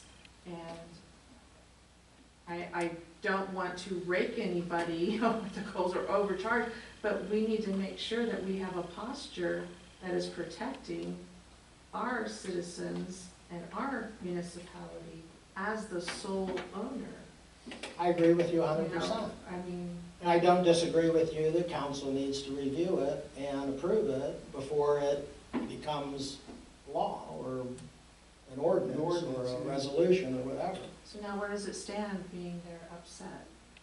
Well, they're not upset with New. They're not upset, yeah, they're not upset with us. They're just upset in general because, I mean, you have to remember, we're sitting there telling them, you know, we have a capacity in the plan. The townships both are saying, we want additional capacity, and we're saying that'll be about $10 million. We're not going to fund that. Our taxpayers are not going to fund a plant upgrade, they're going to have to fund it. That's They're because going- of the additional capacity that they are looking for. Right. Them Right. specifically. Yeah. Exactly. Correct. Shrewsbury Township did not purchase sufficient capacity. They've got data centers that they want to put in. They've got expansions and developments that they want to put in. At the time, the Shrewsbury Township supervisors, not incorrectly, were farmers, and they said, we don't want any more sewer capacity. And that's where they're at now. And Hopewell is in the same boat. You know, they didn't buy on to any capacity. They want capacity now because they're putting in large developments and large tracts, and it would benefit their economy to have capacity. New Freedom Borough doesn't need any. Shrewsbury Borough doesn't need any. Railroad Borough does not need any. And we're not going to pay up front for capacity and then sell it to them as they need it. They either have to buy a block of capacity and we move on, or we just keep what we got and we don't, you know. And the bad part of the whole thing, just as a history, a little bit of history, is the fact that you're not gonna get EPA, DEP to approve a new sewage treatment plant, correct? Correct. I mean, it's either gonna be us expanding, or you're not gonna have the capacity. So they're kind of boxed in. They, you know, if they don't pay to do the study and to expand the plant, they're not gonna have any additional capacity. And that's why they're upset. Keep putting in sand mounds, you know? Well, even that is difficult Because because it's That's expensive. basically what we said. Yeah, but the original was that Shrewsbury Township, if they required additional EDUs, would buy it from Shrewsbury Borough. Well, Shrewsbury Borough needs to keep certain EDUs for their own expansion. So they're not gonna give them all their EDUs. Well, they're certainly not gonna give them what they want, so. Well, and there seems to that's- be some distension between the water authorities and the respective boroughs, I guess, or towns. Like, that's, whoever was sitting next to me when he blew up the document said that they weren't even at that point because they had stuff to figure out amongst them, essentially. Well, yeah, I don't think, I don't know what that means, I didn't ask, I was Yeah. ready for the meeting to be over I by think then. I think that what you could say is that Shrewsbury Township, to some degree, and Hopewell, to a large degree, is not ready to make the financial commitment to expand the plant. And that's why they're upset. They want, ideally, what they want is New Freedom Borough to say, oh yeah, we'll take out a loan for $10 million, and we'll build the capacity, and then you guys just take it one at a time as you need an EDU. But we can't do that. Whose That's decision the was it? impression I had from Shrewsbury Township, yeah, Yeah. exactly. Whose decision was it to get rid of the New Freedom Borough Sewer Authority? It was only, I mean, that was done That was a prior to bond me. Well, yeah, But I mean, but I think who made that decision? I think it was put into place for the bond, for the financial, in order to qualify for the money that they needed to expand the plant or even to build the plant. They needed to have some kind of a sewer authority in place, so that's what they did. They put it into place. And then when the bond was, or when the money was paid off, they just dissolved it. So I believe having the authority gives the borough better protection. Is that right, Walt? That's the preferred way to have an authority? Well, I don't know if it's preferred or not, but if the authority owns the plant, then it would have the liability for the plant. I do know, for example, that Penn Township near Hanover did the same thing that New Freedom did, which is once they paid off the bonds, they dissolved their authority, and now the township runs the plant and owns it.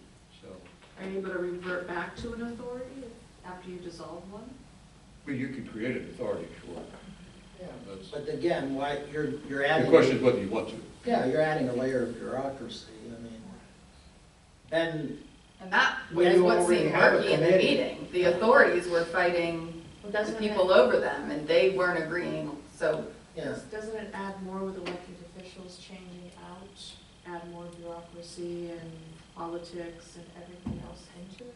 Well, I Versus think having it? what you have right now is you have a sewer committee. I mean, when we changed elected officials, I stayed on it, Mike was new, Jenny's new, and in the interests of continuity and so we don't have to pay extra for engineering fees, I asked Denny Sarpin to stay on, which he agreed to.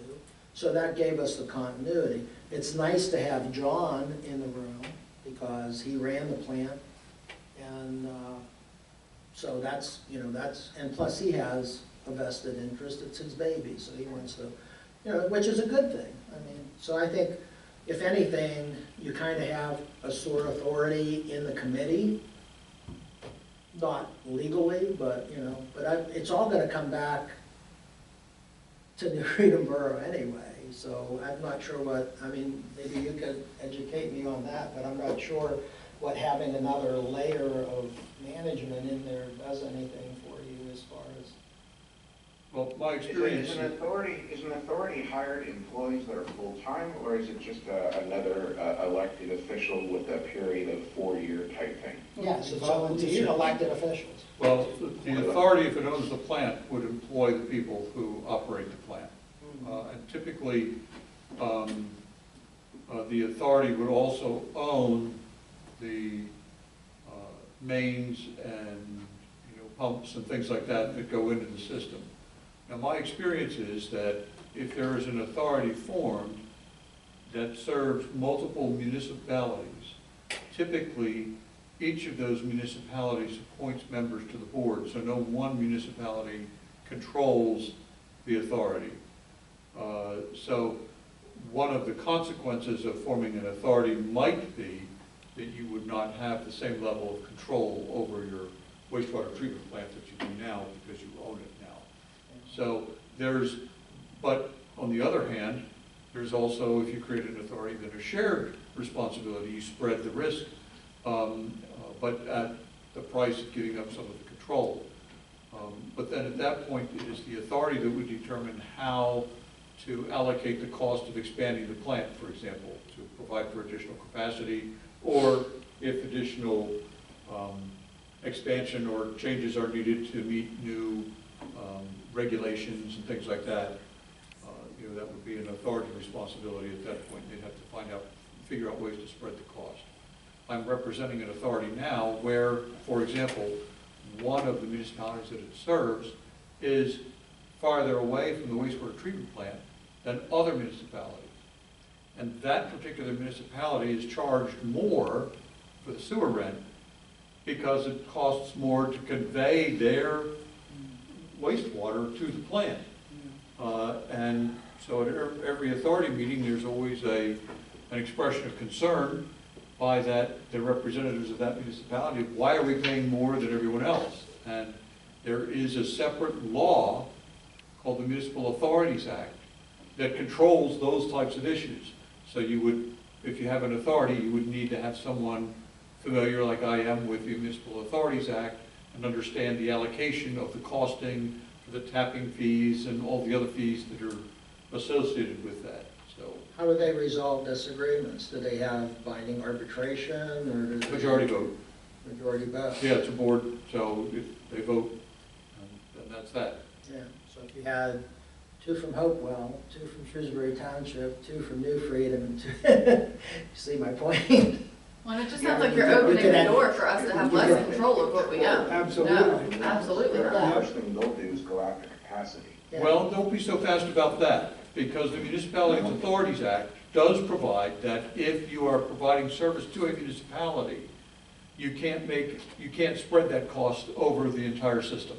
That's why I cited the example I did, because that one municipality that's farther away has to pay more because they're not allowed to allocate that part of the cost to the rest of the municipalities. So it's a little bit trickier than saying, well, we'll just be outvoted. That's not necessarily true either. However, what is true is that you would lose some of the control that you have now over how the cost is allocated, and you'd have to rely on an interpretation of the Municipalities Authorities Act, you know, and make sure that works out for you. So if you're going to create an authority, you need to look at those issues and see how the Municipalities Authorities Act might either obligate you to increase costs or might protect you from increased costs. You need to do that analysis.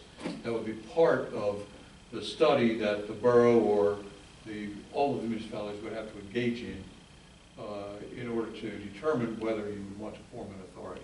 So it's a pretty sophisticated process, is what I'm saying. I have an interesting question. So getting back to what Erica was saying, if we set up an authority, does that protect the borough similar to like an LLC protects a business? Yes, it would. Or does it ultimately just come back to the borough anyway? Well, no, because the authority is an independent entity. So it would be that you would be selling the plant to the Right. authority. Yeah, Um, why would we want to do And that? you can't continue to be independent owner if you have an authority and other municipalities use your plant? Well, Well- Shrewsbury has their own authority, sewer authority. They all do. They just have Yeah. pipes, So you can't, pumping station. How does this relate to the agenda item? Yeah, that's a good question. it's sewer. It was an interesting conversation. Yeah. Well, it's not, it's the proportionate share report, and, you know, yeah, this probably, we probably passed that. No, it's what share that they want to expand, and so I think it's very relevant to the conversation. But it's not in the proportionate share. It's it's the future of this plant, is what It we're is. discussing, Right. which is very relevant to the proportionate share. Technically, it's the past, Yeah. because this proportionate share covers 2025, so it's the past. That's correct. All right, well, I'll move it on. Does anyone else have any questions about the proportionate share report? Okay. Complete streets draft ordinance. The 5 things council should know. Yeah, so in addition to the document that was provided in your packet, there's an email from Asan with the York County Planning Commission regarding the updated draft. You have that in front of you tonight. So again, this is a committee, advisory committee that was meeting over the last quite a few months to come up with a draft complete streets ordinance. And before we get in, hopefully everybody had a chance to review those 2 cover pages about 5 things council should know, as well as what this means for New Freedom. But I just want to highlight a couple things. So I realize when you hear the word complete streets, the fear is that it's going to, number one, cost money, it's going to force construction, and you know, kind of piggybacking off of the last one, it takes away control from council. But I want to clarify that it does not build sidewalks, it's not going to add bike lanes all across town, and it does not commit the borough to spending dollars, other than obviously ordinance adoption and continuing that process. So really what it does is much simpler. It gives you a standard checklist when projects are happening or occurring. We already, as part of the process, review paving projects, we review subdivision plans, land development plans, we sit in meetings with PennDOT, and we're already looking at those safety decisions. What this policy does is makes that consistent. So we're able to point to a policy and we're able to say, okay, we have this complete streets ordinance. We would like to make sure that in this subdivision land development that we're looking at what needs to be fixed, what needs to be maintained. And again, the main reason for this is safety and risk management, especially for our seniors, or children, and then any kind of ADA accessibility. So what we're looking at are these improvements like curb ramps, like crossings near the park. So for instance, the crossing that that council improved along the Heritage Rail Trail, extending those up and down Main Street, up and down Franklin Street, throughout the borough, and improving intersection safety. These are items we're already considering anyway, but it creates this policy. And one of the items that we talked about is it gonna cost money? Council will still approve every project, every capital improvement. If the funding's not available, it's not in the budget, nothing's required to be built. Unless it's a private developer, and then that's a different scenario. What this draft ordinance will do is basically ensure that when we're going through those process of developing and reviewing, we need to look at this policy and say, what can we do to make it safer for those residents? So really, at the end of the day, it's about 20 pages there. I think the original draft that we had looked at through the advisory group was somewhere around 23, 24, so we were able to clean that up a little bit while adding those regulations to safeguard and protect the borough. This isn't creating projects, this is just improving how we evaluate the process. And it's something we're already doing, but again, it's giving us that framework. But it could cost the developers money. Correct. I would like to see that the crosswalk at the rail trail with the flashing light to be Main Street and Constitution, because to me that's an accident waiting to happen. Main Street and Constitution. You talking about where the railroad tracks, it's still stone? Well, no, the crosswalk that we have at the railroad track, at the train station. Right. They have the flashing lights on it, right? When somebody walks onto the crosswalk, those lights flash. Yeah. Have you seen that? Yeah, I'd like to have something like that at the intersection of Constitution and Main. That alerts people when a kid's walking across the street there, because cars coming down that hill, I've seen sometimes, easily 50 miles an hour. That's a state road though, isn't it? Yeah. Wouldn't that be a problem? It is, but Yeah, it's 851 technically, right? Yeah. But again,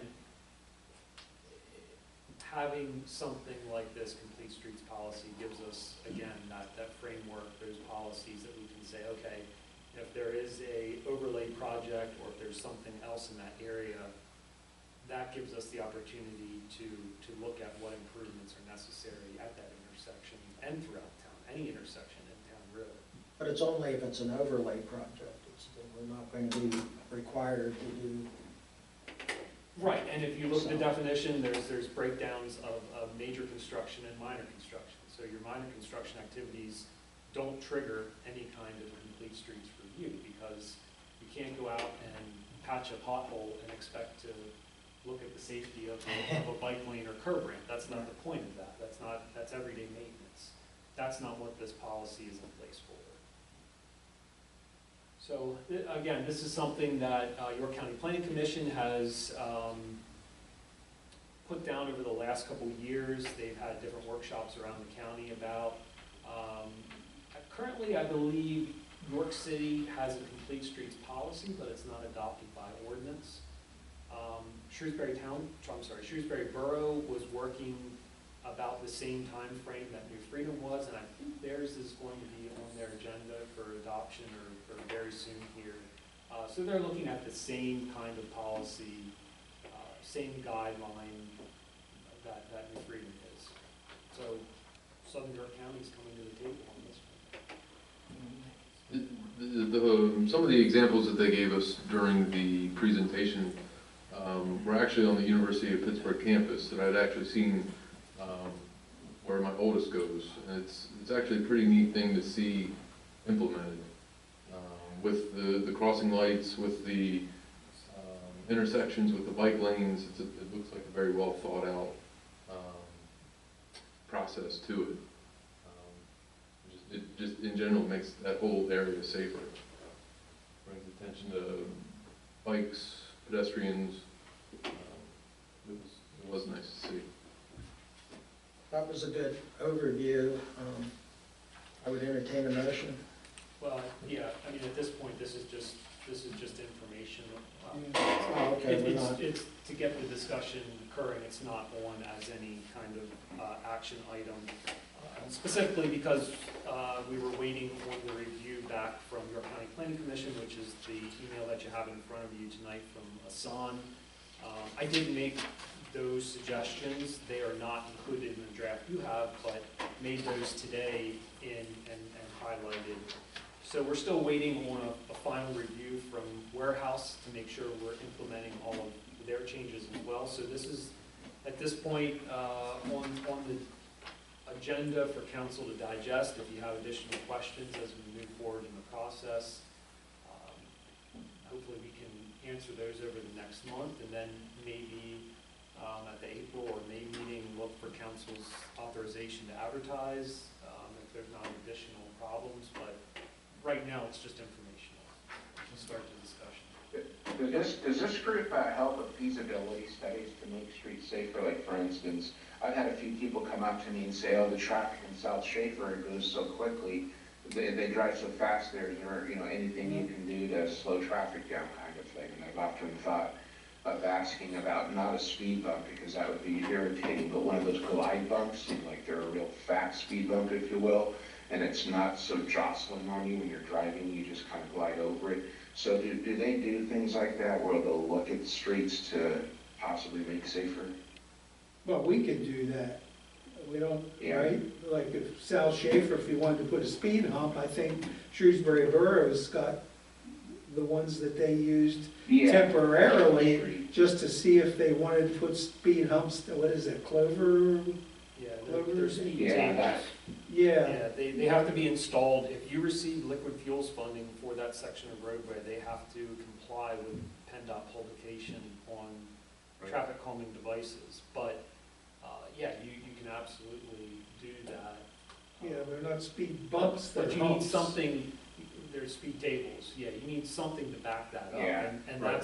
that's why we have the radar speed sign, for instance, right now, out there collecting that data to see, do you actually have a speeding problem, or is it the perception of a vehicle Right. traveling past you when you're standing still? And Do we have that up as a lighted sign, am I correct?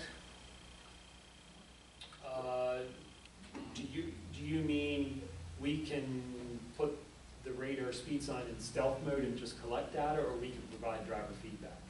Stealth Yeah, mode, we can do both. which the police always had, and they would put it on the telephone pole and nobody even knew it was there. Well, And they'd leave it on for a week going one direction and another week going the other direction, and then get the data from that. Because as soon as somebody sees that thing, they're gonna slow down. I think it's good to see people that don't expect it and see what they're really going at 55 and the 35 miles an hour. Because I get a lot of complaints from people on South Schaefer also. Yes, so normally when we put the radar speed sign out, and we put that out on pretty much a rotation based on complaints that the office receives, what we do is we put the radar speed sign in stealth mode. So it's up, it looks like a speed limit sign, it's collecting that data for at least the first week. After that, we'll turn the driver feedback on. And at that point, then, it's alerting the driver that your speed is, or providing a visual that they're over Right. the set points. So that allows us to compare the two, to see if it actually is a speeding problem Yeah. based on the stealth mode, or again, if it's that perception. And how does it usually differ? Because we don't get those reports, not by much? Is it because you think they still see the sign and the yellow slows them down? Well, I mean, there's no indication, unless somebody's really paying attention, there's no indication, because normally Public Works will put that sign out where there already is a speed limit sign. Okay, So you're basically flopping out or switching out the face. I mean, you can see that there's a solar panel on it and things, but yeah, do you see that, or is it your standard drive that you do every day and you're kind of breezing through it? So, yeah, it is not a little black box along the road. You know, it does have a visual impact, but it's still not providing feedback. And as you're working through the ordinance, check with Kathy, I know that the ordinance doesn't, not that the legislature likes to micromanage, but they have very specific requirements for the title of the ordinance. So we'll need to make sure that we get the title compliant, and maybe she can look at the ordinance and make sure that it otherwise complies with the ordinance requirements. You have all the Yeah. Yeah. Yeah, we have electronically. Yep. So Kathy has access to it, so we're good. Yeah, again, that's part of this process. Right, We have exactly, feedback yeah. at this I just want point. to alert you to that, so you refer to Kathy, and make sure that you Yeah, get it. absolutely.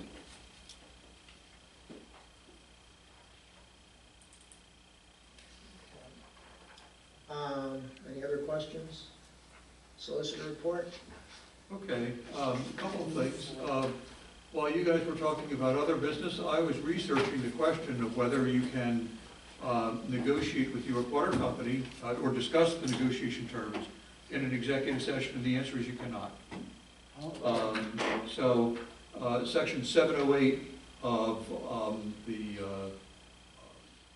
Sunshine Law gives very specific reasons why you can hold an executive session, and only those reasons.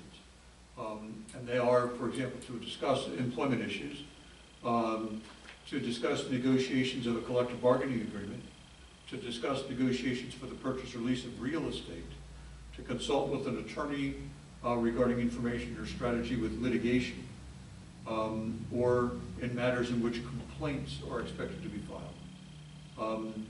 And to discuss basically security information, like issues involving potential terrorist actions. But conducting negotiations with New York Water Company would not fall into any of the exceptions under section 708. So your discussion about the terms and so forth will have to be held in public. Okay, so just so you know. Which kind of gives away our strategy and shows our hand. And even worse, I have even worse news for you. Oh, God. And that is that our firm represents your water company. So, we won't be able to be involved on behalf of the borough or on behalf of your water company. We will silo that so that, is anybody old enough to remember Get Smart? Yep. Yeah, cone of silence, okay? I'll do the cone of silence, okay, so we'll be okay. Kathy has no clue what I'm talking about. But, that's okay. You young whippersnappers, why, you just Google cone of silence and Get Smart, the television show, and you'll figure out what it is. So, that's right.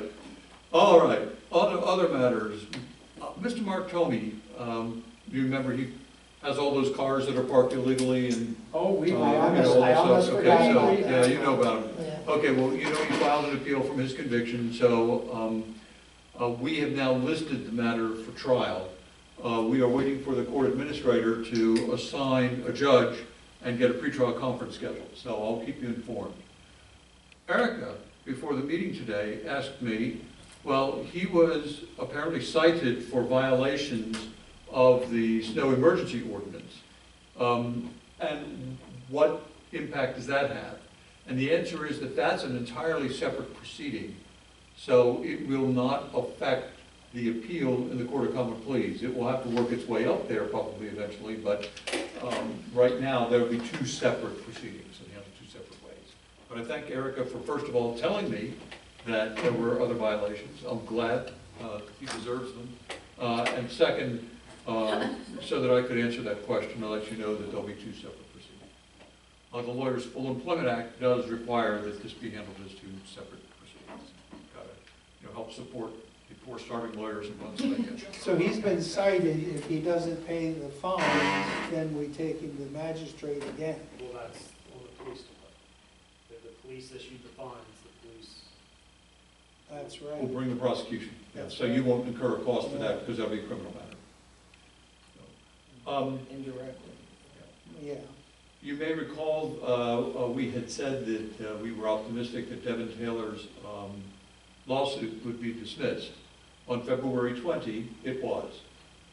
But the judge said he has 30 days from February 20, so that's till March 22, to amend his complaint and refile it. So we are expecting that that will happen. Because in his opinion, the judge explained all the problems that were in the original complaint. So it provided a roadway for him to, go ahead. You said that he had until the 22nd? March 20 said 30 days from February 20. The 22nd is a Sunday. Does that default to Monday or does Yeah, it it'll be a default- Monday then. It'll be Monday, the 23rd. Not that, But always the next business day if it falls on a weekend or a holiday. okay. It never shortens it. It doesn't go the other way. It's always Okay. extended. So, so because he has this roadmap now of what he needs to do, we're expecting that. I've already been in touch with the attorney and suggested that we do not file a motion to dismiss the complaint when the complaint is filed.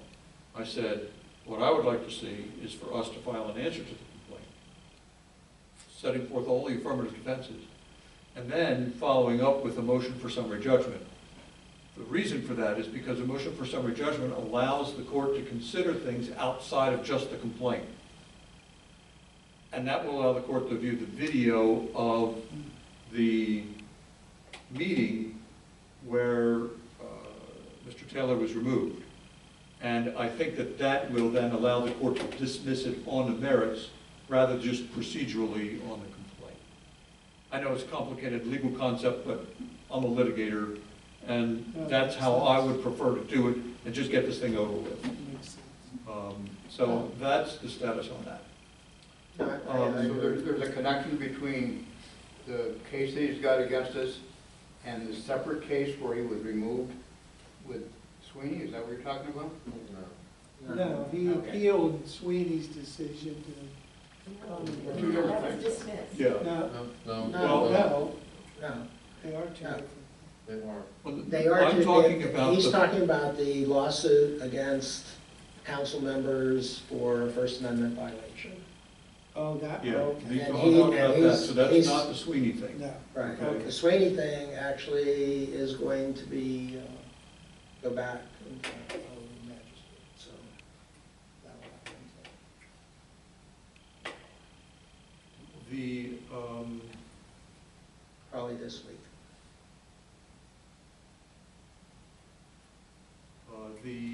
I have a petition to waive deposit of estimated just compensation in the ulterior matter. I will have Andrew sign it and then get that filed. That should bring that ulterior matter to a conclusion. I expect to get a court order on that then. I did provide some comments. There was apparently a noise complaint involving the VFW, and I provided some comments and guidance on that issue, but I think it's being resolved kind of outside formal channels, which is good. He didn't complain last week. No, I didn't get anything at all. And then I think you handled this declaration of snow emergency and so forth, and I did review all of that, you know, in anticipation of your consideration tonight. And I do want to commend the mayor and Manager Schaefer and President Andrew Bobby for the way that they raised the issues, addressed the issues, and resolved the issues, and what I think is a very good document that will serve the borough well. You know how you're planning for the streets type things, that work that you're doing?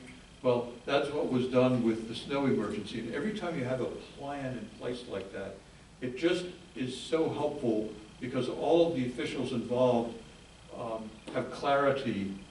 You know, I mean, in this case, it's an emergency situation, right?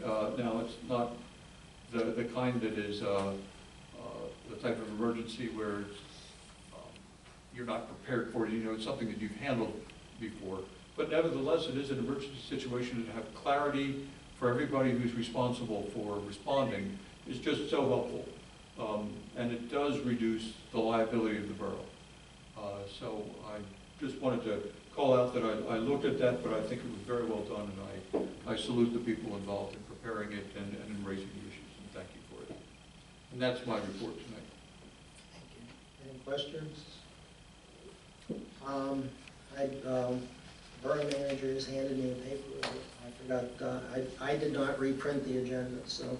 Anyway, on the agenda also was consider approval of a community-wide yard sale on May 16th, 2026, and to waive permit fees, registration would still be required. Consider a motion on that. This is rec sponsored, by the way. Yeah, this is something that's been done in the past.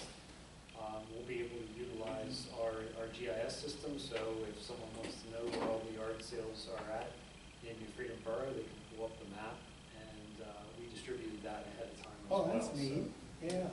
Yeah. there'll also be space if someone doesn't want to have them, there'll be space at Orange Goodfellow Park for people to utilize as well. I make a motion to approve regional recreation to hold a community-wide yard sale on May 16th, 2026. I'll second that, Michael. Waive permit fees while still requiring registration. And first and a second, is there any discussion? All in favor? Aye. Aye. Opposed? My vote is aye. Thank you, everyone. Thank you. Thank you, it's a good idea. Give that credit to Rick. Yeah, we did that several years ago. I think we did it for 2 years in a row, I think. Yeah. Yeah. We just kind of stopped. Managers report? I don't have anything additional that wasn't reported throughout the weekly emails and the items that were reported on tonight. Any questions? Oh, are we not gonna get any citation reviews or anything any longer? Pictures, like There if weren't any. somebody, there were none? I guess that's my question. Yeah, there were no updates. That was in the cover. There's zoning, yeah, there's a zoning and code enforcement activity report. Yeah, but as far as any additional code enforcement for the Okay. month, there were no complaints received during the month. I of guess February. I missed it. I don't have anything, but I'm probably gonna discuss a couple of things under SRPD. Mayor?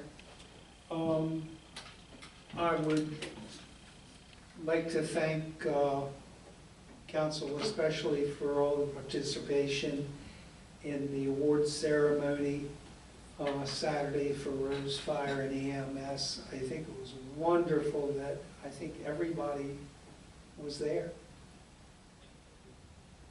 Dave, you weren't there, but everybody else showed up. Usually I'm the only one that shows up. I commend you guys for being there and supporting them for their efforts.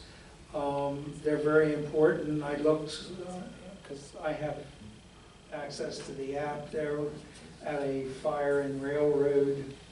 So I'm sure that's why Chris isn't here. It's a structure fire.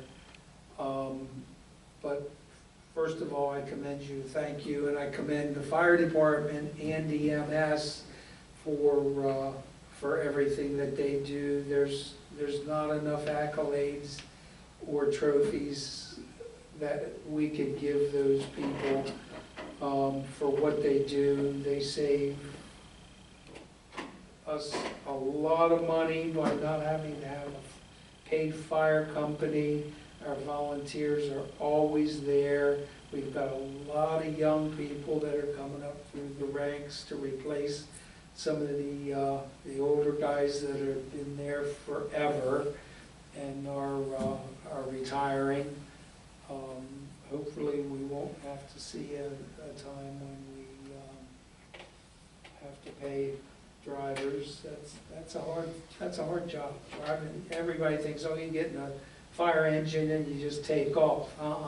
There's a lot of credentials that go along with that, and we're losing two of our older guys that did that. They worked for Baltimore County, and I think their wives are saying, no more.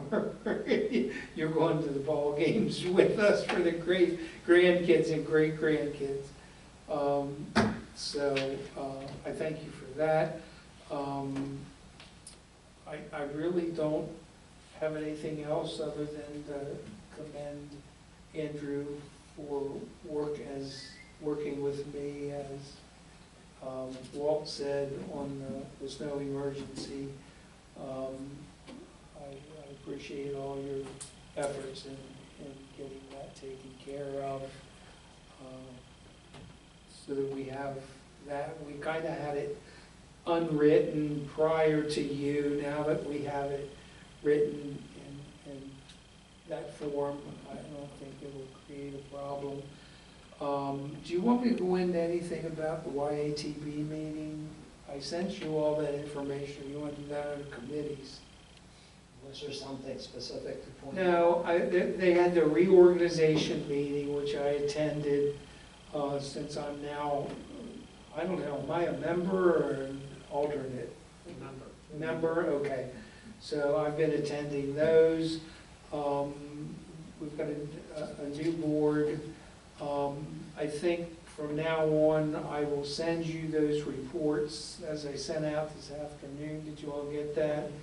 You know, don't spend a lot of time on it, but, you know, glance at it, and you'll see what goes on. It's an important endeavor. I'll send them out to you quarterly when I get them. I really don't have anything else. I think, Dave, I want to give you accolades for trying your darndest to appease the Third Street group that's been complaining about the VFW. We've all been there. You've been there. I've been there on numerous Thursdays. You've been there. You go up on Third Street, we don't hear anything. We did not get any complaints on this this month. I think the last complaint I got was when I was on a cruise on a Thursday night, and they wanted me to come up and do something. I said, nope, ain't gonna happen. I'm in the Caribbean, but I did get a hold of Dave right away. So I don't think we have a problem. I don't know where the problem would be. We thought maybe it was the base that was kind of rattling windows, but you know, if your windows are rattling with that little bit of bass that I heard, you need new windows. I had requested, you got a problem? Come here. Or call renewal by Anderson. Call renewal by Anderson, call the police. They've had the police come out several times. I don't think anything has come from that. We talked to the police when they're out there, and I'm aware who's gonna be out there, so I mean, we know ahead of time. Yeah, you had a problem with a couple of the cars, you know, you asked them to please keep it down. They're kind enough to listen and be aware that they're in a neighborhood at 11 o'clock at night when they leave. And I appreciate all the effort that everybody's done for that. And that's about all I have. I apologize that I'm a little short on the call logs for EMS, which I guess you want me to do that now or later? You can do it now, that's fine.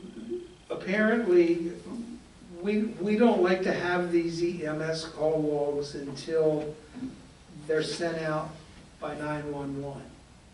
And we compare their report with what our ledgers say we've responded to. But to let you know, and just in January, I just got January's report.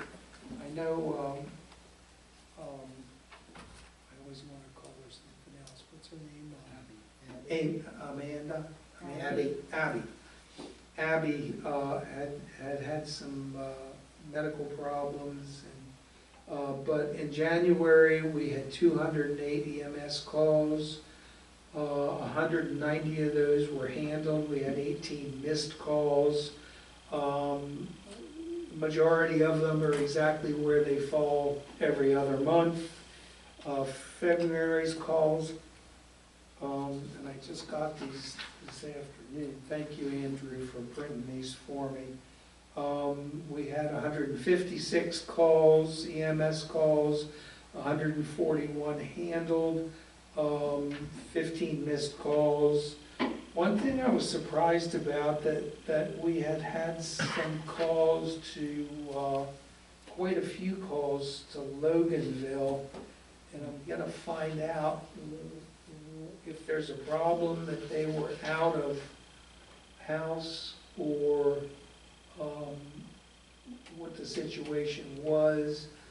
Most, all of these every month are pretty well regular. I'm gonna probably figure out a way that I can block out some of this information and just give you the last page in your report from now on.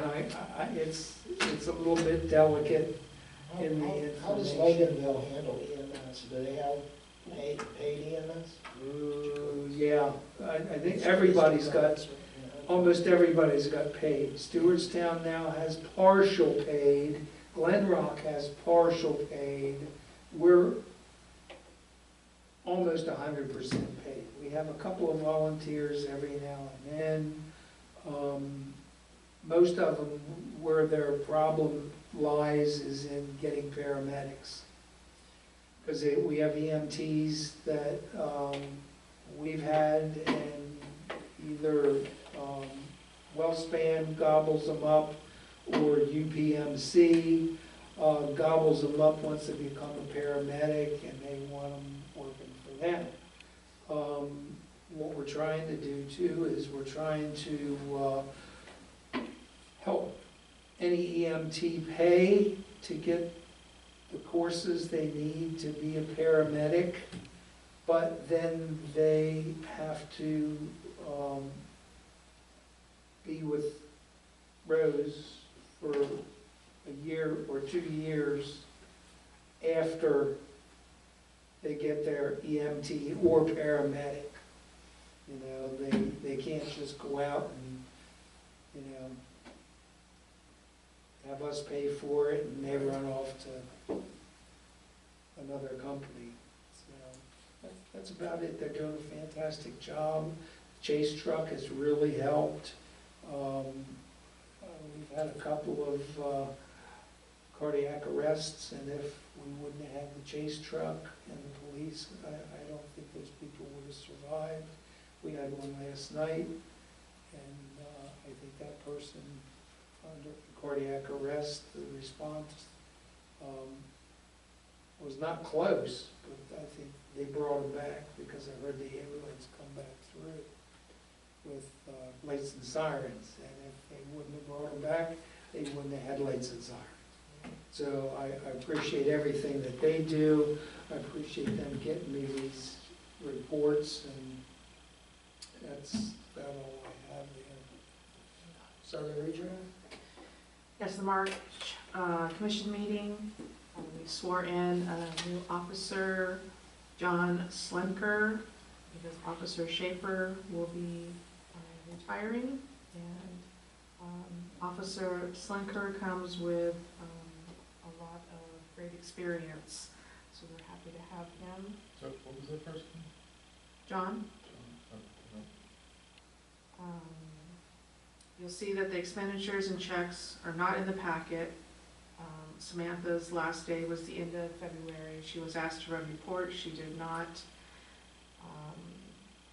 The software company that handles the server had not completed the new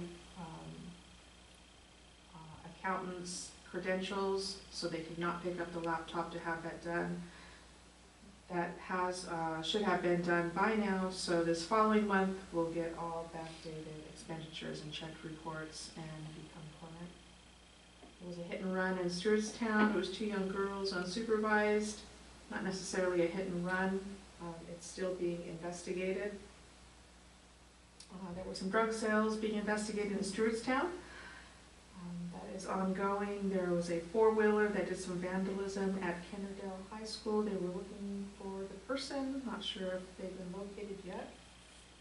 Got a great report from Engelbert regarding the pension is up 2.11%, so that continues to be strong. again, the finance for the accountants,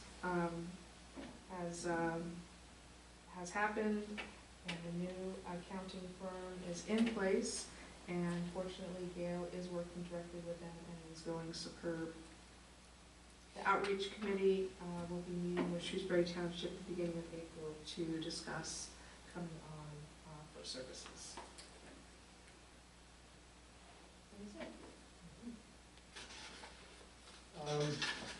I just wanted to add, this actually came through after, just find it. This came from Brian at Shrewsbury Borough. It's regarding their council vote. He said that I'm writing to inform you that Shrewsbury Borough Council has unanimously voted to cap Shrewsbury Borough's 2027 contribution to SRPD at $917,566, which is what their 2026 budgeted line item was.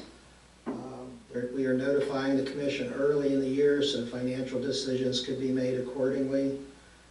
We respectfully encourage all member municipalities to consider adopting a similar approach, maintaining the overall SRPD budget at its current status quo level. And then he missed our budgets.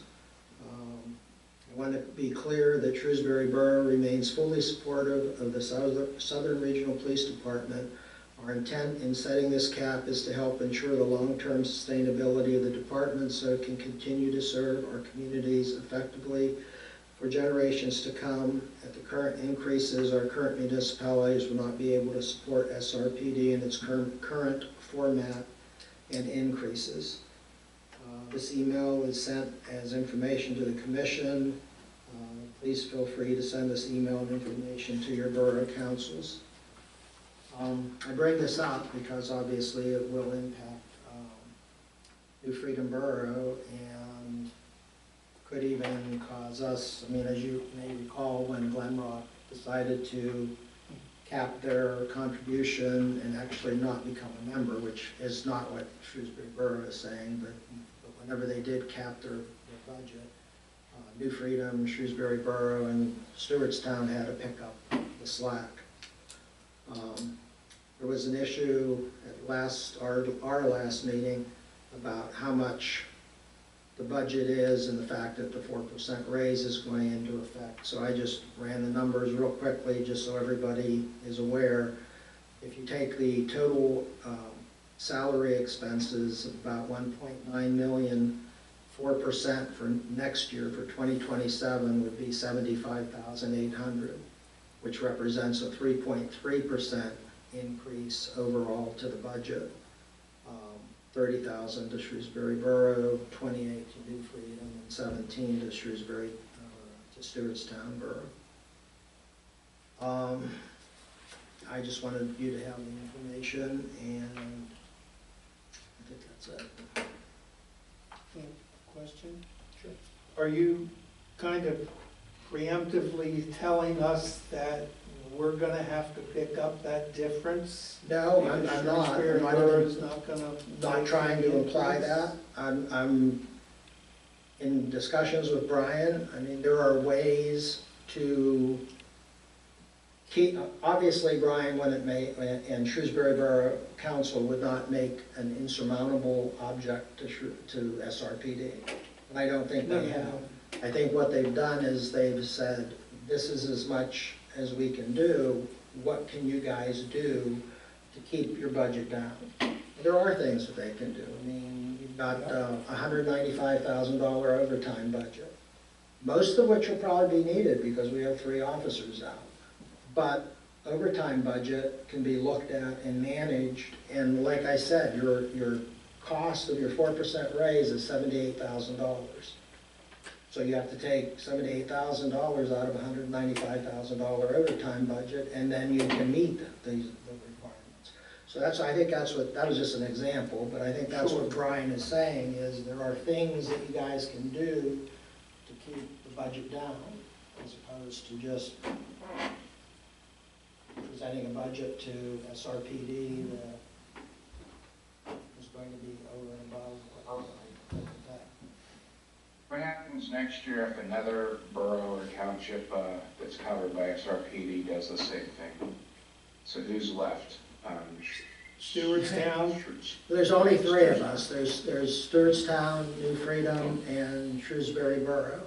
Railroad kind of picks up some services, but as Erica pointed out, we have an outreach committee that is going to meet with Shrewsbury Township in April, and hopefully, you know, the other thing that we can do to help with this budget is to expand our services to other areas, and that's the purpose of the outreach committee, is to try to find additional areas to expand into that would accept our services and need our services.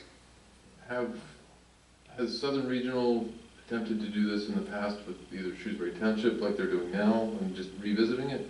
Or Kind of, I mean, at one time, they went and they met with Shrewsbury Township, I think in 2018, and Shrewsbury Township basically sent a letter back saying that,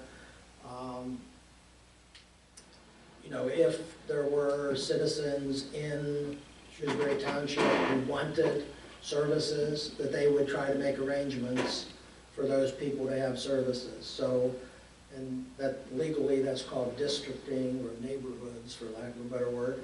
And so, for instance, Southern Farms, Russet Farms, Hamilton Overlook could decide to have SRPD as a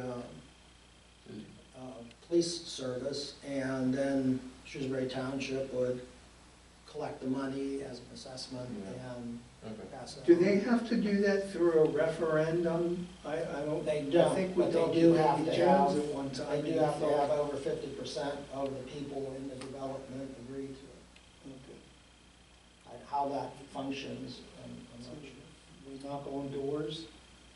Because honestly, I think- you'd be surprised at the people at Hamilton Overlook, when they bought those, they were told, yeah, this is, you're buying property in New Freedom. No, you're not, you're just buying a zip code in New Freedom. Well, I And think, they were shocked and I when we think that didn't show up. that's one of the things that the outreach committee is going to address, is the fact that you can be part of SRPD. And my alarm went off the other night, or the other day, and it literally took them 2 minutes and 15 seconds to get to my house.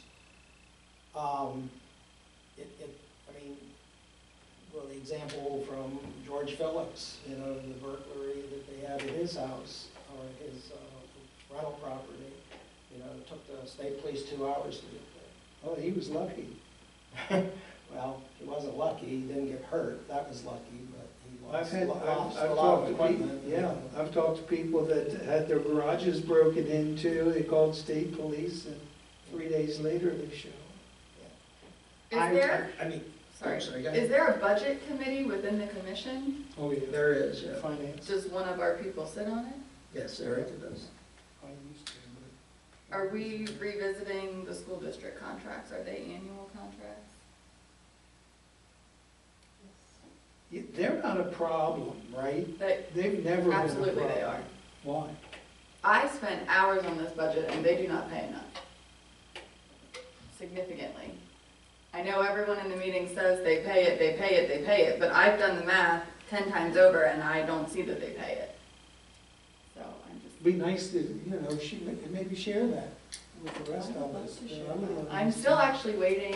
I had to track down a budget. We Yeah, weren't like provided a because I've budget. always So heard I that took it upon that's myself all to find a covered copy and of the budget. If they go And I over, will send that to anyone that wants to see if they it. go over, they pay the overtime that's incurred and, you know, they, I just was always under the impression that. I mean, obviously, whatever, I mean, there's only 3 members. Whatever one member does impacts the other 2. Sure. So, I mean, you know, I bring this up because us as a council, we need to be aware that this is going on, and that a cap is never good for the other 2 members. So,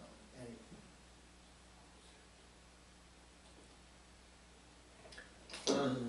Anything else? Engineer,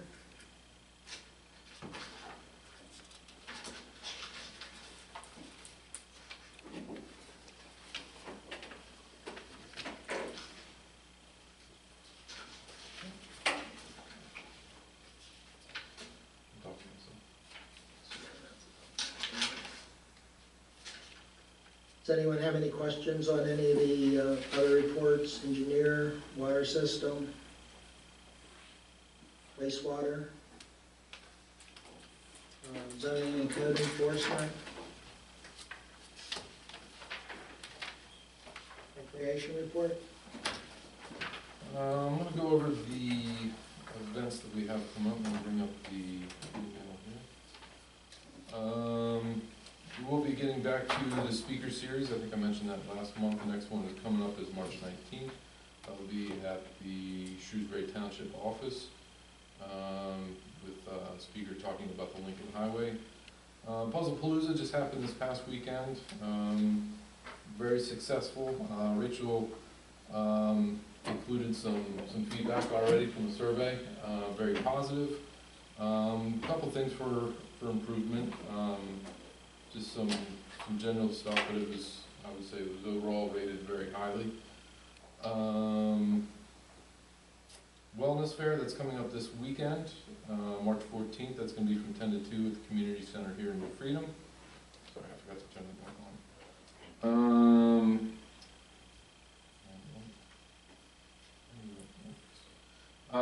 Touch a Truck, which will be here at the playground here in New Freedom, April 10th.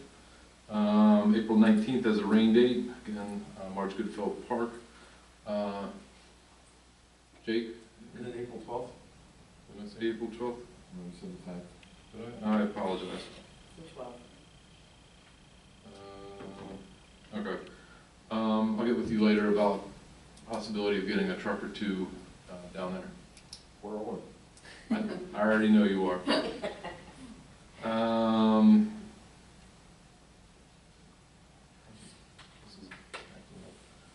Again, thank you for the community yard sale. Getting back to a program that we've done before. The Spring Nerf Battle Academy, that will be out at Smith Woods. I think everybody knows that's the wooded area by the community center.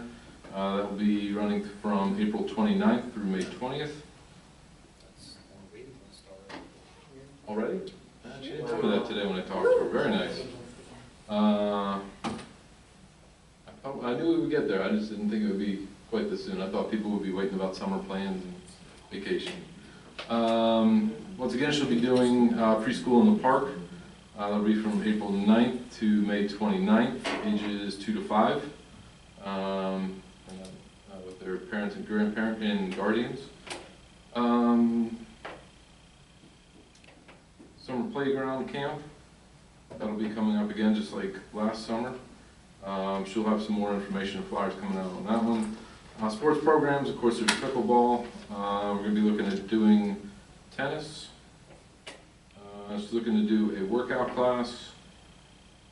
Community programs, again with the, I'll say this right, the apiary, the bees. Starting the farmer's market. I think she already has a couple vendors lined up for that one. It will be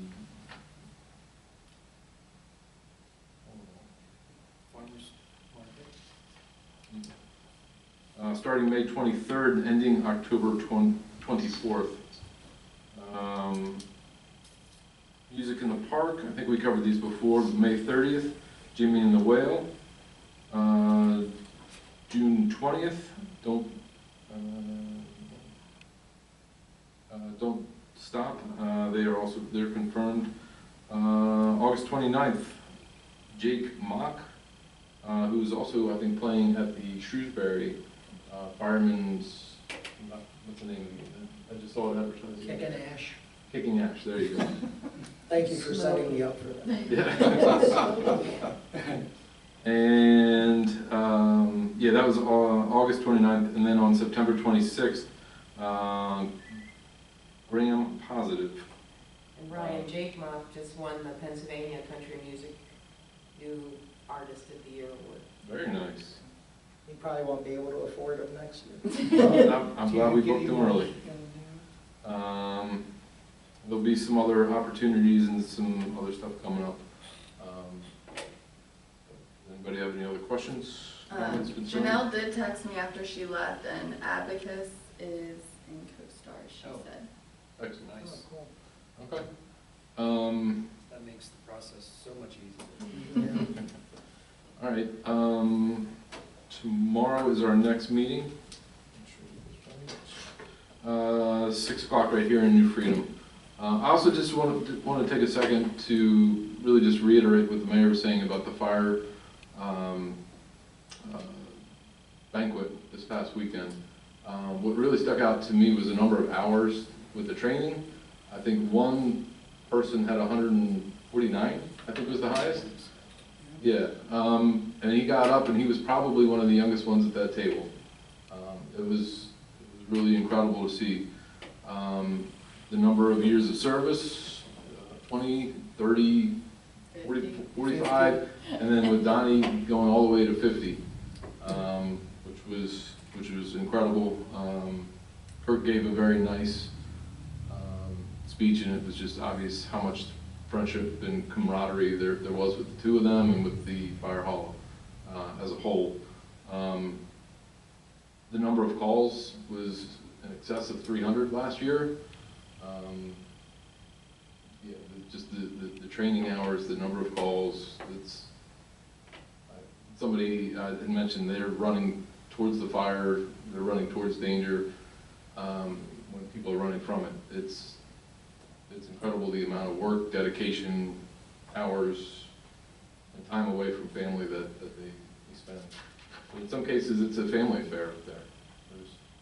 So, anyway, that was all I had.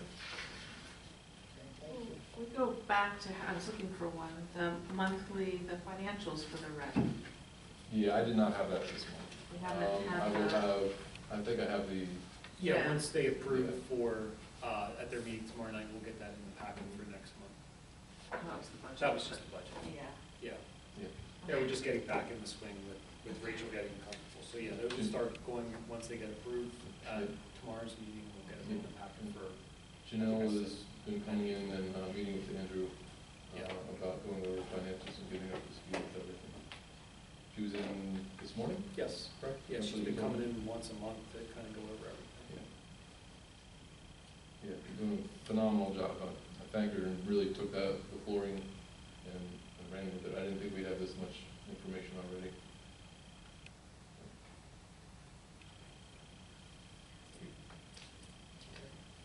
Anything on committee reports?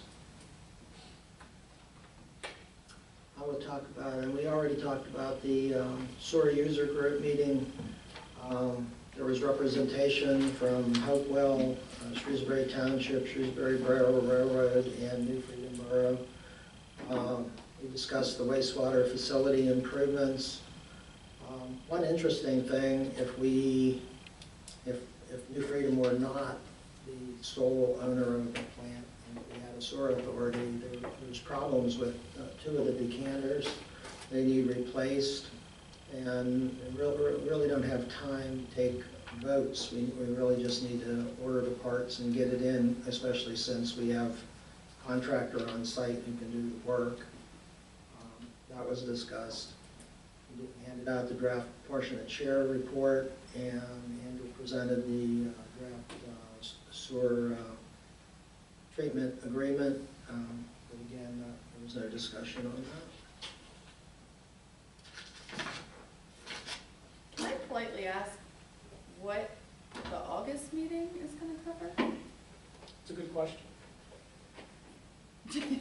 Well, it is a good question, because really the ball is in their court.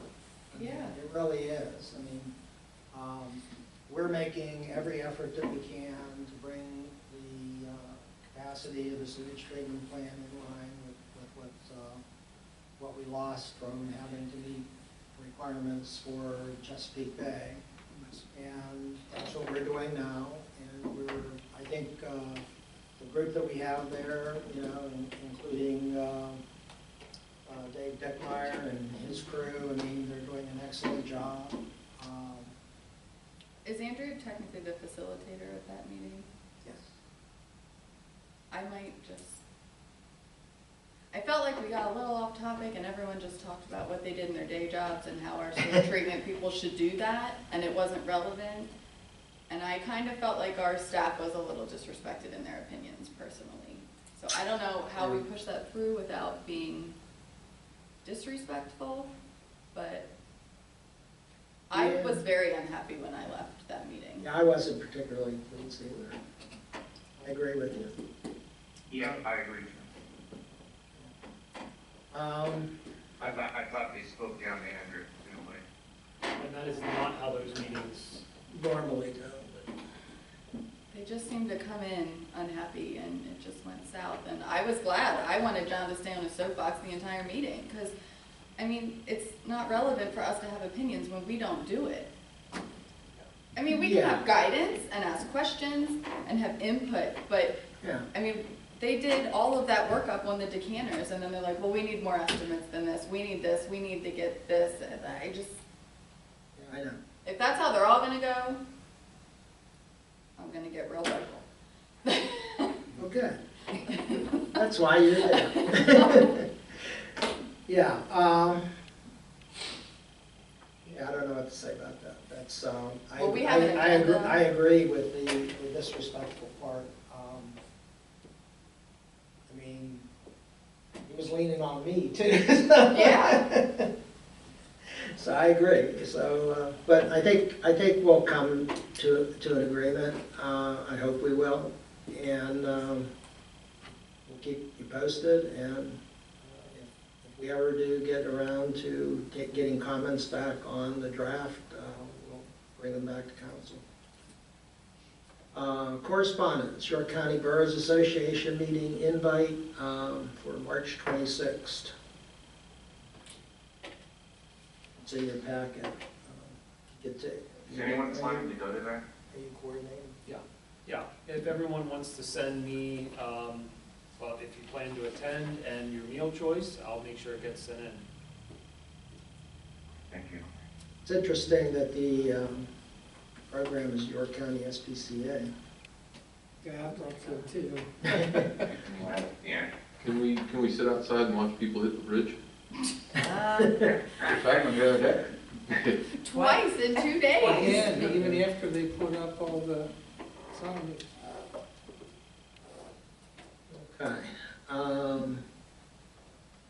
Okay. We have a uniform construction code, UCC 5-year audit. Looks like everything is fine. Yeah, and Point out. I pointed out in the email cover letter that this is very rare. To receive a no findings letter from Labor and Industry on a 5-year audit of commercial accessibility. It's the first one I've seen in 20 years. So I think that's something to be noted. Yes. Congratulations to everyone who had a hand in that. I think it's primarily Wade, right? Yep. Great job. Any public comment? I have one, since it seems to affect us a lot this winter. The limb pickup starts on April 14th, and it's every Tuesday until June 23rd. Every other Tuesday, sorry. That's incorrect. And you have to get a limb pickup tag. Okay. I'm supposed to be picking up limbs, I guess. Okay. Duly noted. You know, we have grandchildren. That was your cue. That was an action item. Better go home and do it tonight. Yeah. Okay.